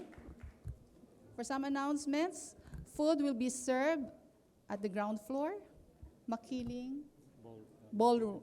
Yeah. Ballroom, or is it Makiling Makiling Lounge. Sorry. Okay. Some more announcements. This one will be very quick. I know everyone is very hungry. Right after this, we're going into the parallel sessions. So there are basically 2 rooms on this floor and 2 rooms at the other second floor. So immediately after lunch, I think you may proceed to your parallel sessions. There are names to the rooms. It is also in the handbook to which room you would go. Otherwise, we have ushers that would would guide us. Now, the lunch would go up to 1:30. Yes, and then 1:30, please be at the different rooms. This is one of the session rooms as well. 1:30, thank you.